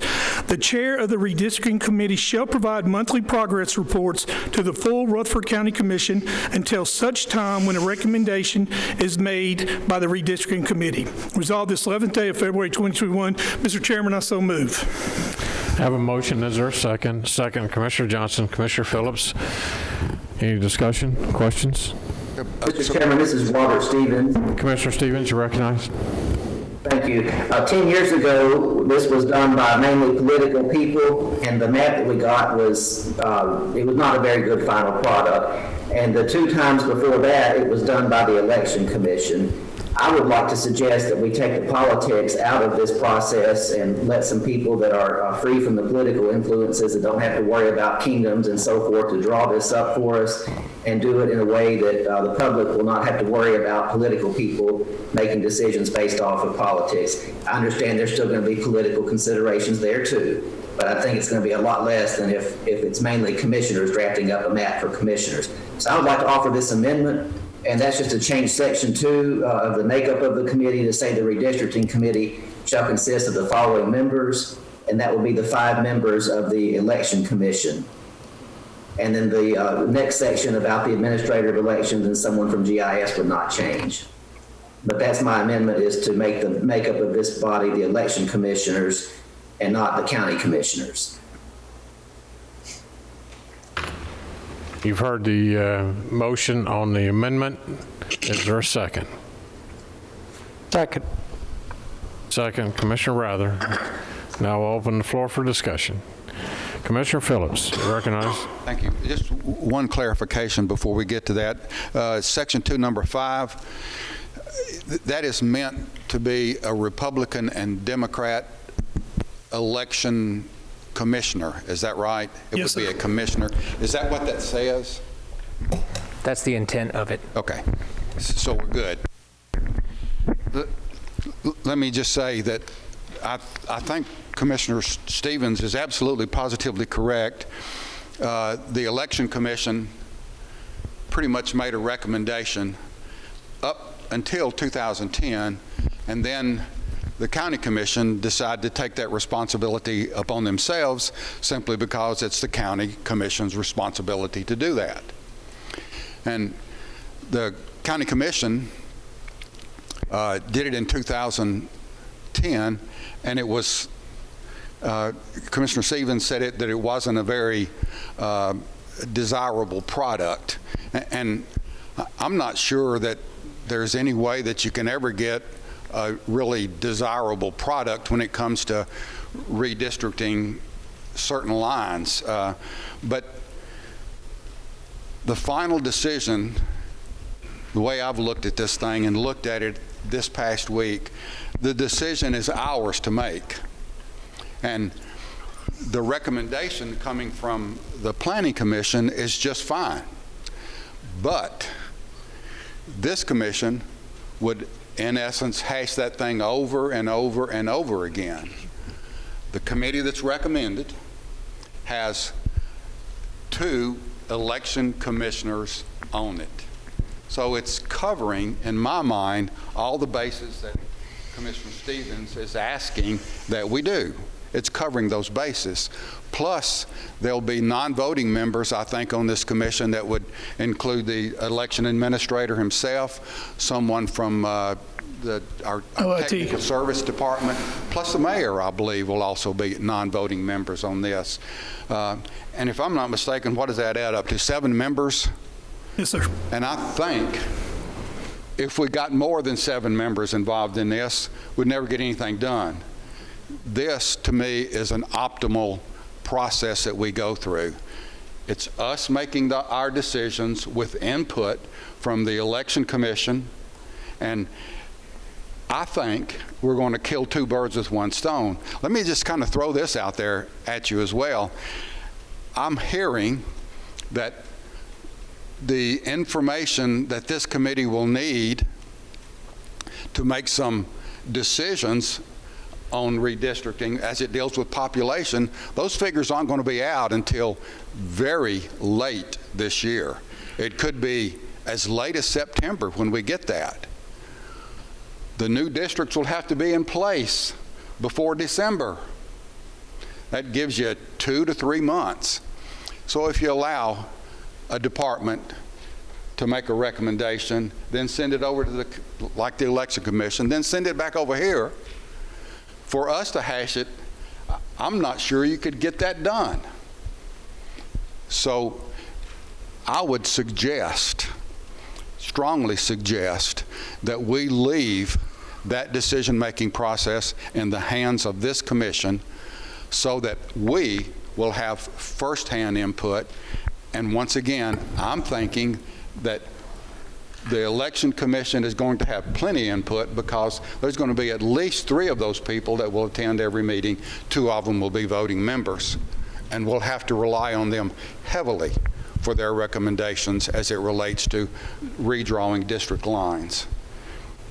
It's not going to be easy. We've already talked about population growth. I'm looking at one commissioner over here whose district is, I don't even know how to interpret it. Cut in half. It's just, something's going to have to be done differently than we've been doing it in the past. And with our input as we go through this process, I think is going to make the process better and not worse. And you can't take politics out of it, because whether you want to admit it or not, you are a politician. You are. I tried to fight that for years, but you can't fight it because we're making political decisions every day. So, and I know I've gone on and on, but the process that's been recommended coming out of our steering committee, in my mind, is the right process to go through. And let me just say, if we might make a little clarification to that if we don't get the information for this committee to begin to make decisions until September or so, the chairman pro tem might not be the one that's here right now. Or chairman of steering. The chairing of the steering committee might not be the ones. So we may need to make a little clarification there as to who that person might be. But I think, in my mind, this product that's been presented tonight is the best way, because it's our job to make those decisions, and we will have to make them, not the election commission. Commissioner Phillips, you may want to, for some who have never gone through a reapportionment like this, you may want to share with them that those folks that are on this committee will be representing each one of those, and each commissioner will be able to go to this committee and look at the maps. We'll employ GIS upstairs to help us draw the maps, you know, and you'll be able to say, no, you know, can we scoot that line over just a little bit? My family lives on that street, okay? No, those are questions that are going to come up. So if you could explain how this process for the new members. Commissioner Stevens was right that the product that came out last time had some confusion as it related to the school board members, because the school board came out And those districts were no longer contiguous to one another. There are islands all over the place. There was an additional redistricting committee that was put together the year after the original one to study that. That commission met for 3 or 4 months and came up with a recommendation that would put all of those things back together. It was unanimously, almost unanimously, I think there were 2 commissioners that said no, but it was almost 100% unanimously voted down. So I'm not saying that it was perfect last time, but it still worked. And I think those things can be addressed this time. At least there should be an attempt to address those issues. Now, what Mayor Ketron was talking about is that all of these things are open to the public, and we will be listening. We, as commissioners, will be listening attentively as to what's going to be happening in our districts. But my gesture toward this table right over here a minute ago, there's no way that a particular district that's over in the Blackman area can be at least, it might be similar, but it'll be so different. It'll go from a district that's this big down to a district that's this big because of the growth in that area. And everything is going to be affected by that. So there's no way that you can say that the changes are going to be minor. We know that going in. The Election Commission knows that going in. But we still have our job to do, and the sooner we can get busy with that, the better off we're going to be. But I don't think we can even start that process until later on this year. Did that address? Yes, sir. I think so, because I remember when I went through my first one, there was a lot of bewilderment. I went over Amy Williams and I said, "Why are you splitting that street?" One of the things that we try to do is to keep communities together. We try to keep Kittrell together and not split them up. We try to keep Walter Hill together and not split them up. We try to keep Eagleville together and not split it up. So all of those things are considerations that we know as commissioners when we go through it, and maybe the Election Commission might not know. So we try to do those things to keep those historical communities at least together in the same district. It's going to be harder and harder to do, but that's part of the process that we're going through and the growing pains that we continue to go through. And I know that this committee will make those considerations as it comes to Kittrell, as it comes to Walter Hill, as it comes to Christiana, and keeping those communities intact. Commissioner McAdoo, Mr. Chairman. And then Commissioner Key, and then Commissioner Gurley. Thank you, Mr. Chairman. Commissioner Phillips touched on a lot of it. I was on that committee, and basically speaking, 7 is enough. We had about 15 on the committee, and all we did was argue from back and forth and everything else. But it's one thing we need to remember. Whatever we do here, it goes to the state. And when it went to the state after we did ours, and I won, it went to the state, and I woke up the next morning, 500 houses had been moved out of my district. But the state done that. So we do have an input, but the state delegates have an input also. Well, and when the General Assembly decides congressional seats, House seats, Senate seats, and then finally they pass County Commission what's submitted to them, and they'll sit over. They start over in far eastern upper corner, Mountain City, and they start working based on population for the entire state, and they start working their way all the way to Memphis. That's just the process of, and now they can use computers to do that, but it's a crazy process, but.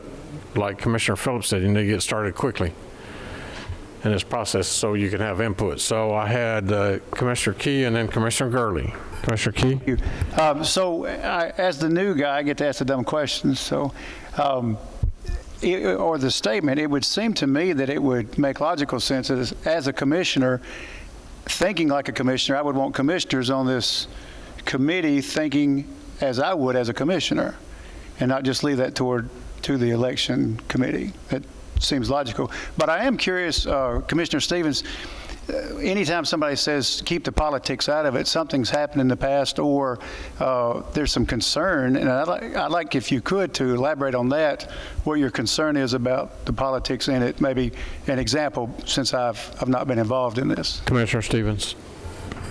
Thank you. 10 years ago, I went to most of the meetings, and a lot of the discussion was about people wanting to keep their territories together. And when you look through the process, the committee was reminded repeatedly there's principles of redistricting, like keeping communities of interest together, continuity, keeping the district together, not having islands, and basic principles. But the committee's overall goal was protecting incumbents.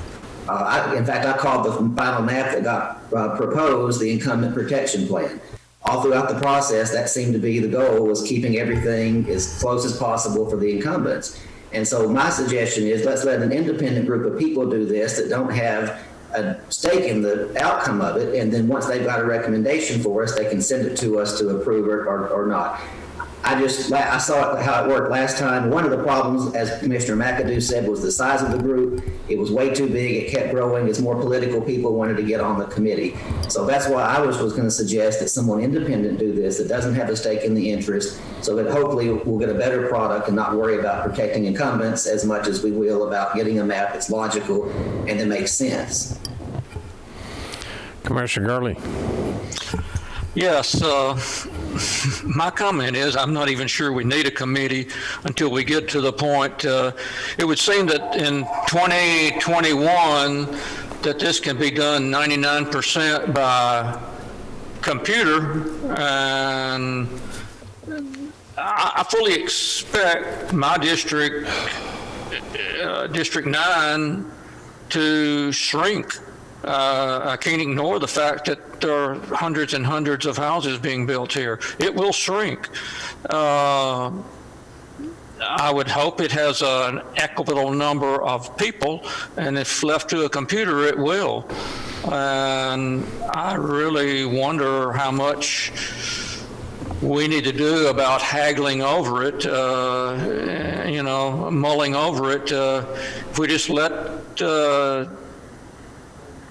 intelligent software do it. Mr. Chairman. Commissioner Gammon. Real quick, because I'm hungry, but you got a ways to go, buddy. I agree. I'm with the way it's written, having the politics stuff.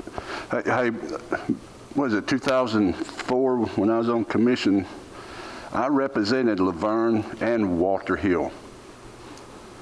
And that was a tough job. I didn't know what the folks in Walter Hill were. I did the best I could, trying to stay involved. I had a voting precinct at Walter Hill and one at Laverne. And I just want to make sure that my folks in Laverne are represented by more than just one or two commissioners. We have several good commissioners that represent Laverne. And the area that I personally live in, for District 1, I've got the largest subdivision in Rutherford County right there, and I have a hard enough job keeping up with the needs there. And I work with the mayor there in Laverne quite often on several projects, and I try to stay involved.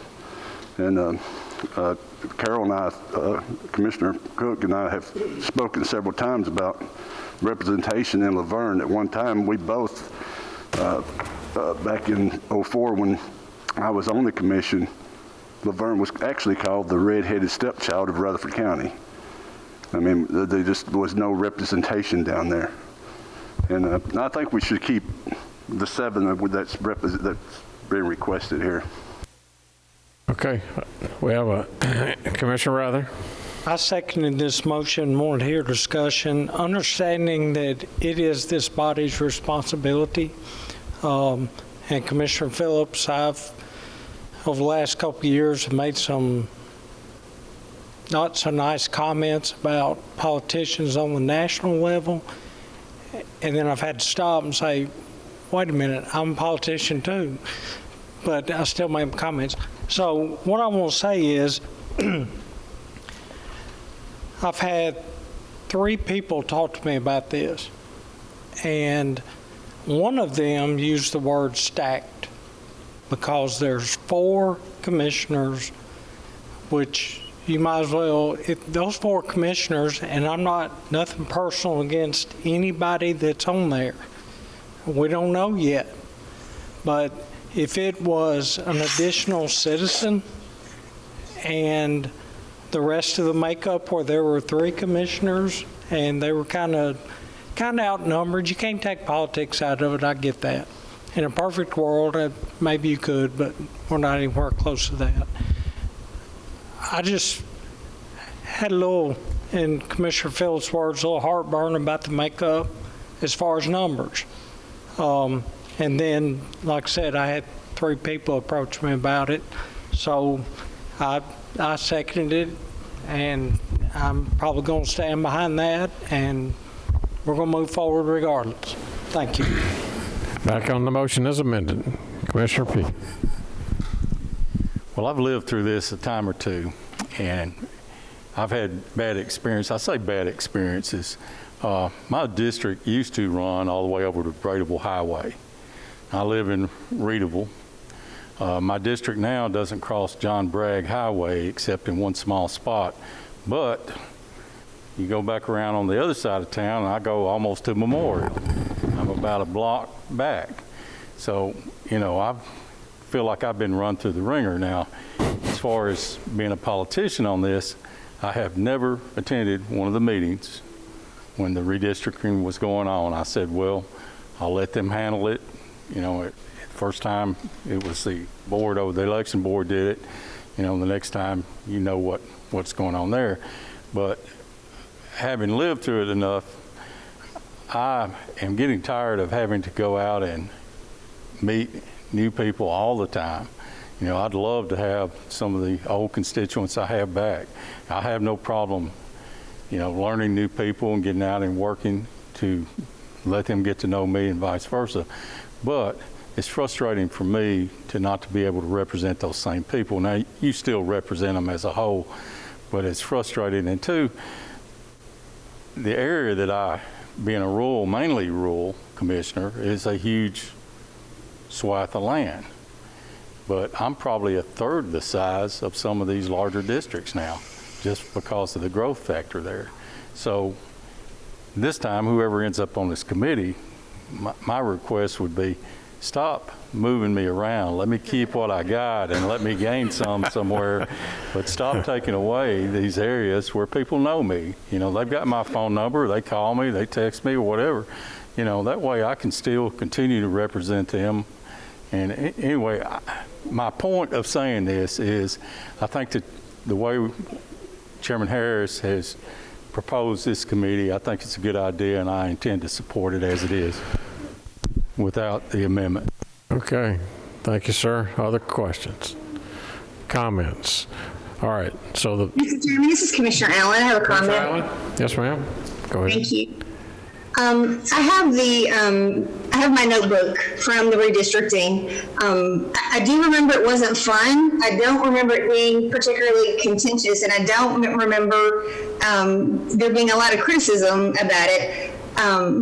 You know, and I have pretty thick skin. I've learned how to have thick skin. So this is not me defending that. I'm just saying there were 7 commissioners who were on that committee, and there were only 3 people who were not commissioners who were on it, and there were 10. So, and, you know, I completely agree that it is wise to probably have a smaller group.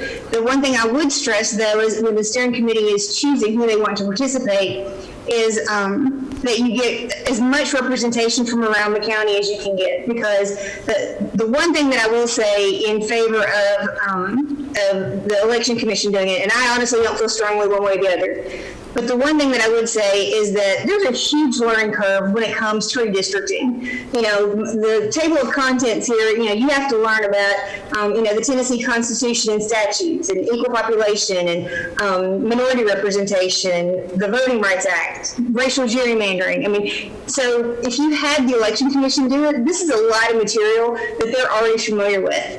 As you parcel out, you know, different districts and you look at the population, you have to grab and entire census blocks. So, and you have to be mindful of geographic barriers. So there's a lot that goes into this. It's not as simple and straightforward as people think, and it's never clean lines. And then at the end of the day, the state legislature makes the final decision. So you can send up whatever you want, but if they have preferences and you want to talk about politics, that's where the politics comes in. They can really do with it whatever they would like. So the one thing, the additional thing that I will add is that even if we don't get the data until later in the year, I think it might be worthwhile if we're going to do a committee that's not the election commission, if we're going to do commissioners, citizens, whatever that makeup ends up being, it's probably worthwhile for them to go ahead and begin meeting earlier so that they can get this kind of knowledge under their belt. And they can go ahead and be prepared for when the data is presented. So I just want to say, it's a big job. Whoever decides to do it, whoever we hand it off to, it's a big job. And a thankless one. Okay, other comments on the amendment? Commissioner Blair. Mr. Chairman, real quick, in my previous life, prior to getting to join this august body, had the opportunity or the misfortune to rezone thousands of children and their families over the years, and that's not fun. And you'll catch criticism, you'll get some pat on the backs, and but the bottom line, it comes down to the board's decision, and whatever decision is made, we're eventually accountable to. So take that in consideration, that when it comes to redistricting, other than getting approval by the legislature, the buck stops here. That's right. So, other comments on the amendment? All right, on the amendment, you want to reread the amendment, Madam Clerk, for clarification? The amendment is to change Section 2 to select the Election Commission, not the County Commission.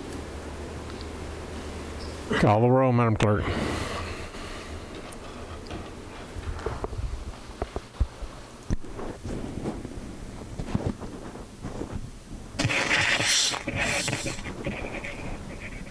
Commissioner David Gammon?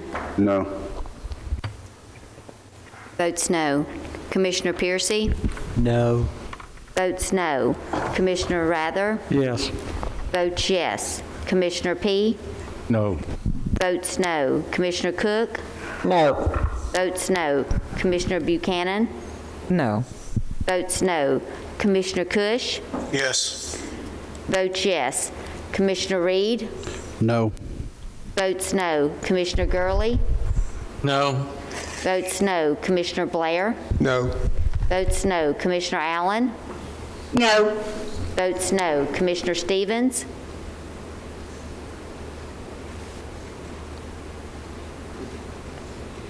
Yes. Votes yes. Commissioner Johnson? No. Votes no. Commissioner Virgil Gammon? No. Votes no. Commissioner Harris? No. Votes no. Commissioner Dodd? No. Votes no. Commissioner Phillips? No. Votes no. Commissioner McAdoo? No. Votes no. Commissioner Key? No. Votes no. Commissioner Gooch? No. Votes no. Commissioner Sereno? No. Votes no. 3 yes, 18 no. Motion fails. All right, back on the original motion. Adoption of the resolution. Other questions? Real quick.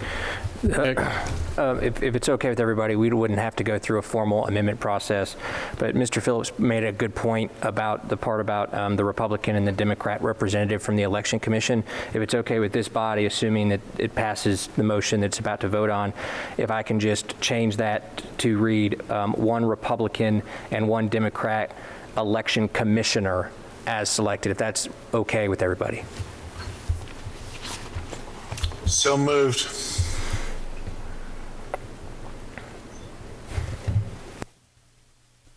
Okay, everybody understand that? Are we taking another vote on? No. Okay. No, it says not necessary. Call the roll, Madam Clerk.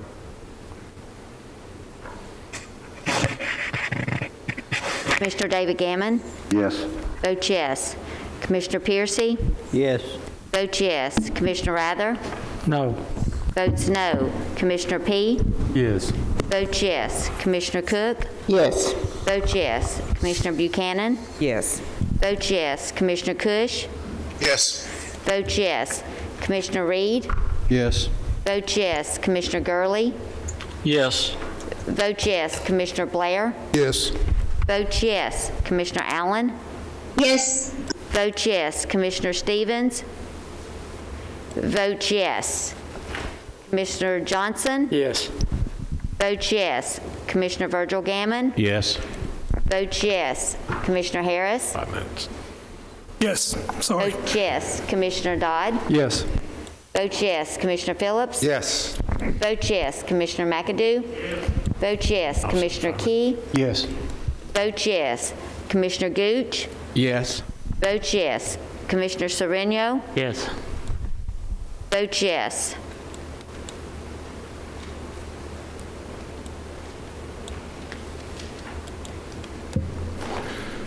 Yes, 1 no, motion passes. Motion passes. Members, we're going to take a 5-minute break. Been requested to take a 5-minute break. We'll come back, finish our work, and hopefully be out of here. We've got 3 more, and then executive session. We'll try to get you out of here where you may just have to go Waffle House. I don't know. All right, we'll stand in recess. All right, gentlemen. Commissioner Gurley asked me to put this on the agenda, and what we're doing is I'm going to talk on the recommendations of the steering committee on an ad hoc committee that was formed to address if employees can carry guns into county buildings. The first meeting was on November 13th, 2020, and it consisted of Sheriff Fitzhugh, myself, Ed Elam, Sonia Stevenson, Chris Clark, and Chairman Pettis Reed.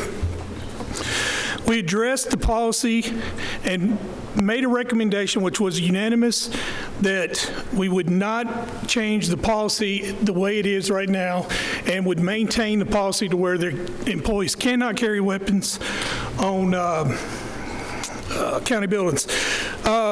We had a discrepancy. Somebody said that we didn't properly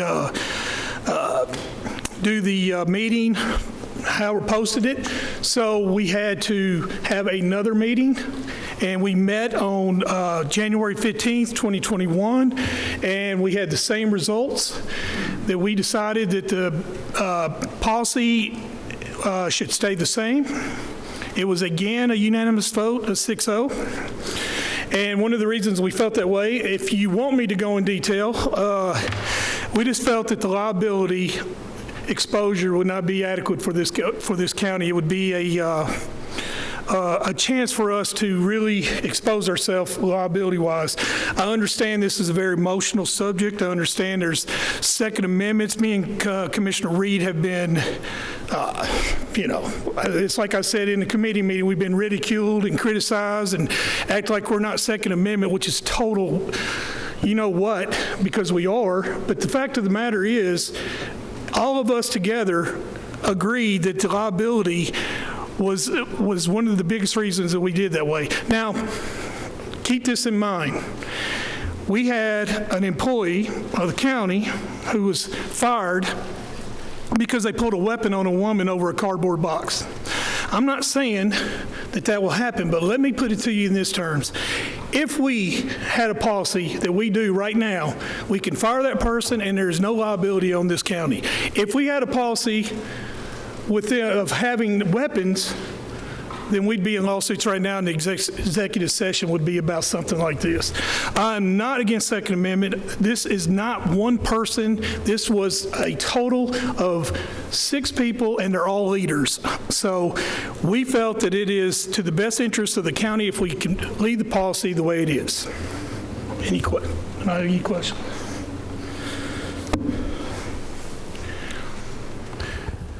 Is that a motion? It's good. Any questions? None? That discussion?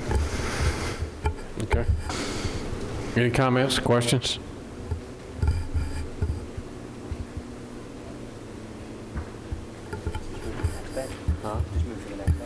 Next thing on the agenda, on the report, is a resolution for the social media. Whereas the Rutherford County Board of Commissioners desire to adopt the Rutherford County External Social Media Use and Internet Posting Policy, a copy of which is attached here through Exhibit 1 and incorporated herein as if set forth herein verbatim. And now therefore it be resolved that the Rutherford County Board of Commissioners hereby adopts the Rutherford County External Social Media Use and Internet Posting Policy, attached Exhibit 1. Resolved this 11th day of February 2021. Mr. Chairman, I so move. I have a motion from the chairman. Is there a second? Commissioner Johnson on the second. Discussion? Seeing none. Call the roll, Madam Clerk. Commissioner David Gammon. Yes. Votes yes. Commissioner Piercy. Commissioner Rather. Yes. Votes yes. Commissioner P. Yes. Votes yes. Commissioner Cook. Yes. Votes yes. Commissioner Buchanan. Yes. Votes yes. Commissioner Cush. Got one more. Commissioner Reed. Yes. Votes yes. Commissioner Gurley. Yes. Votes yes. Commissioner Blair. Yes. Votes yes. Commissioner Allen. Yes. Votes yes. Commissioner Stevens. Is that me? Commissioner Stevens. Oh. Commissioner Johnson. Yes. Votes yes. Commissioner Virgil Gammon. Yes. Votes yes. Commissioner Harris. Yes. Votes yes. Commissioner Dodd. Commissioner Phillips. Yes. Votes yes. Commissioner McAdoo. Votes yes. Commissioner Key. Yes. Votes yes. Commissioner Gooch. Yes. Votes yes. Commissioner Sereno. Yes. 17 yes. Motion passes. Item F. All right, the last thing. Whereas the Rutherford County Board of Commissioners desires to amend the Rutherford County Government Employee Handbook, Section 1043, Social Media Policy, by substituting the term Director of Information Technology with Public Information Officer. Said amendment being reflected in the attached Exhibit 1, which is incorporated herein at length as if set forth verbatim. Now therefore be it resolved by the Rutherford County Board of Commissioners that Section 1043, Social Media Policy of the Rutherford County Government Employee Handbook shall be and hereby is amended as reflected in the attached exhibit, and further, the Board of Commissioners hereby directs the county clerk to incorporate the same into the Rutherford County Employee Handbook. Resolved this 11th day of February. Mr. Chairman, I so move. I have a motion. Is there a second? Second. Second, Commissioner Gammon. Any discussion? Seeing none, call the roll, Madam Clerk. Commissioner David Gammon. Yes. Votes yes. Commissioner Piercy. Commissioner Rather. Yes. Votes yes. Commissioner P. Yes. Votes yes. Commissioner Cook. Yes. Votes yes. Commissioner Buchanan. Yes. Votes yes. Commissioner Cush. Yeah. Commissioner Reed. Yes. Votes yes. Commissioner Gurley. Yes. Votes yes. Commissioner Blair. Yes. Votes yes. Commissioner Allen. Yes. Votes yes. Commissioner Stevens. Commissioner Johnson. Yes. Votes yes. Commissioner Virgil Gammon. Yes. Votes yes. Commissioner Harris. Yes. Votes yes. Commissioner Dodd. Commissioner Phillips. Yes. Votes yes. Commissioner McAdoo. Votes yes. Commissioner Key. Yes. Votes yes. Commissioner Gooch. Yes. Votes yes. Commissioner Sereno. Yes. Votes yes. 17 yes. Motion passes. I have 5 more things. As of right now, tonight's activities are over. Thank you. Thank you, Chairman Harris. Members, ask all non-members, we will move into executive session. All non-members, please leave the chamber, step across the hall into the break room. We'll give you a moment to step out. I'd like to ask IT at this point to please put us in, stop recording and put us into executive session. We'll come out of recess, executive session, and I'll call the meeting back into order.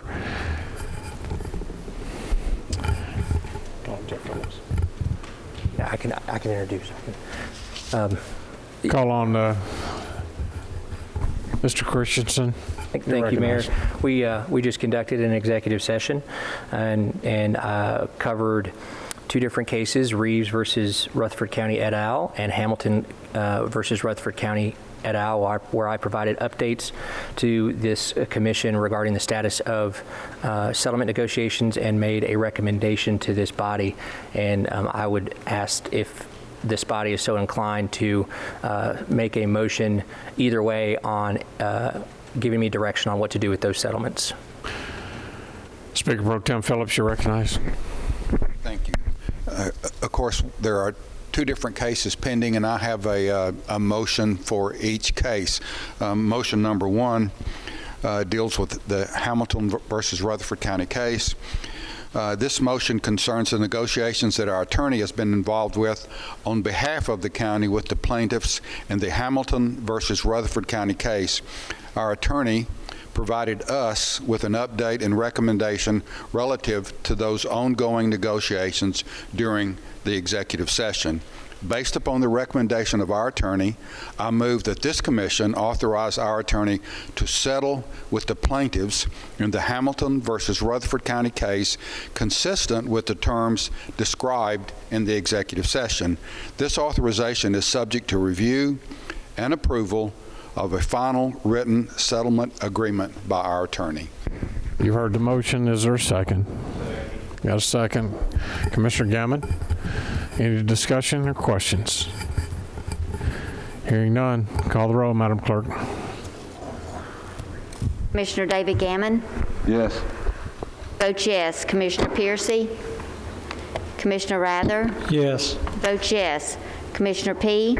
Yes. Vote yes. Commissioner Cook. Yes. Vote yes. Commissioner Buchanan. Yes. Vote yes. Commissioner Cush. Commissioner Reed. Yes. Vote yes. Commissioner Gurley. Yes. Vote yes. Commissioner Blair. Commissioner Allen. Yes. Vote yes. Commissioner Stevens. Commissioner Johnson. Yes. Vote yes. Commissioner Virgil Gammon. Yes. Vote yes. Commissioner Harris. Yes. Vote yes. Commissioner Dodd. Commissioner Phillips. Yes. Vote yes. Commissioner McAdoo. Vote yes. Commissioner Key. Yes. Vote yes. Commissioner Gooch. Yes. Vote yes. Commissioner Sereno. Yes. Vote yes.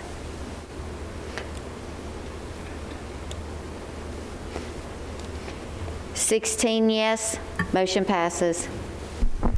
Commissioner Phillips, you're recognized. Thank you. This second motion is in regard to the Reeves versus Rutherford County settlement. This motion concerns the negotiations that our attorney has been involved with on behalf of the county with certain plaintiffs in the Reeves versus Rutherford County.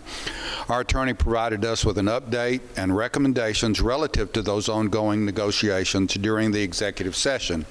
Based upon the recommendations of our attorney, I move that this commission authorize our attorney to settle with those certain plaintiffs in the Reeves versus Rutherford County case, consistent with the terms described in the executive session. This authorization is subject to review and approval of a final written settlement agreement by our attorney. I so move. I have a motion. Is there a second? Commissioner Harris, Commissioner Sereno. Discussion? Seeing none, call the roll, Madam Clerk. Commissioner David Gammon. Yes. Vote yes. Commissioner Piercy. Commissioner Rather. Yes. Vote yes. Commissioner P. Yes. Vote yes. Commissioner Cook. Yes. Vote yes. Commissioner Buchanan. Yes. Vote yes. Commissioner Cush. Commissioner Reed. Yes. Vote yes. Commissioner Gurley. Yes. Vote yes. Commissioner Blair. Commissioner Allen. Yes. Vote yes. Commissioner Stevens. Commissioner Johnson. Yes. Votes yes. Commissioner Virgil Gammon. Yes. Votes yes. Commissioner Harris. Yes. Votes yes. Commissioner Dodd. Commissioner Phillips. Yes. Votes yes. Commissioner McAdoo. Votes yes. Commissioner Key. Yes. Votes yes. Commissioner Gooch. Yes, and good night. Votes yes. Commissioner Sereno. Yes. Votes yes. 16 yes, motion passes. Motion carries. That brings us to the end of our agenda tonight. Ladies and gentlemen, thank you, commissioners. We've done a great job. Now we have the last thing is statements and announcements. Commissioner P. No ham breakfast? None till March. Okay. Laverne Rescue ham breakfast Saturday morning. Saturday morning in Laverne, if you need some salt.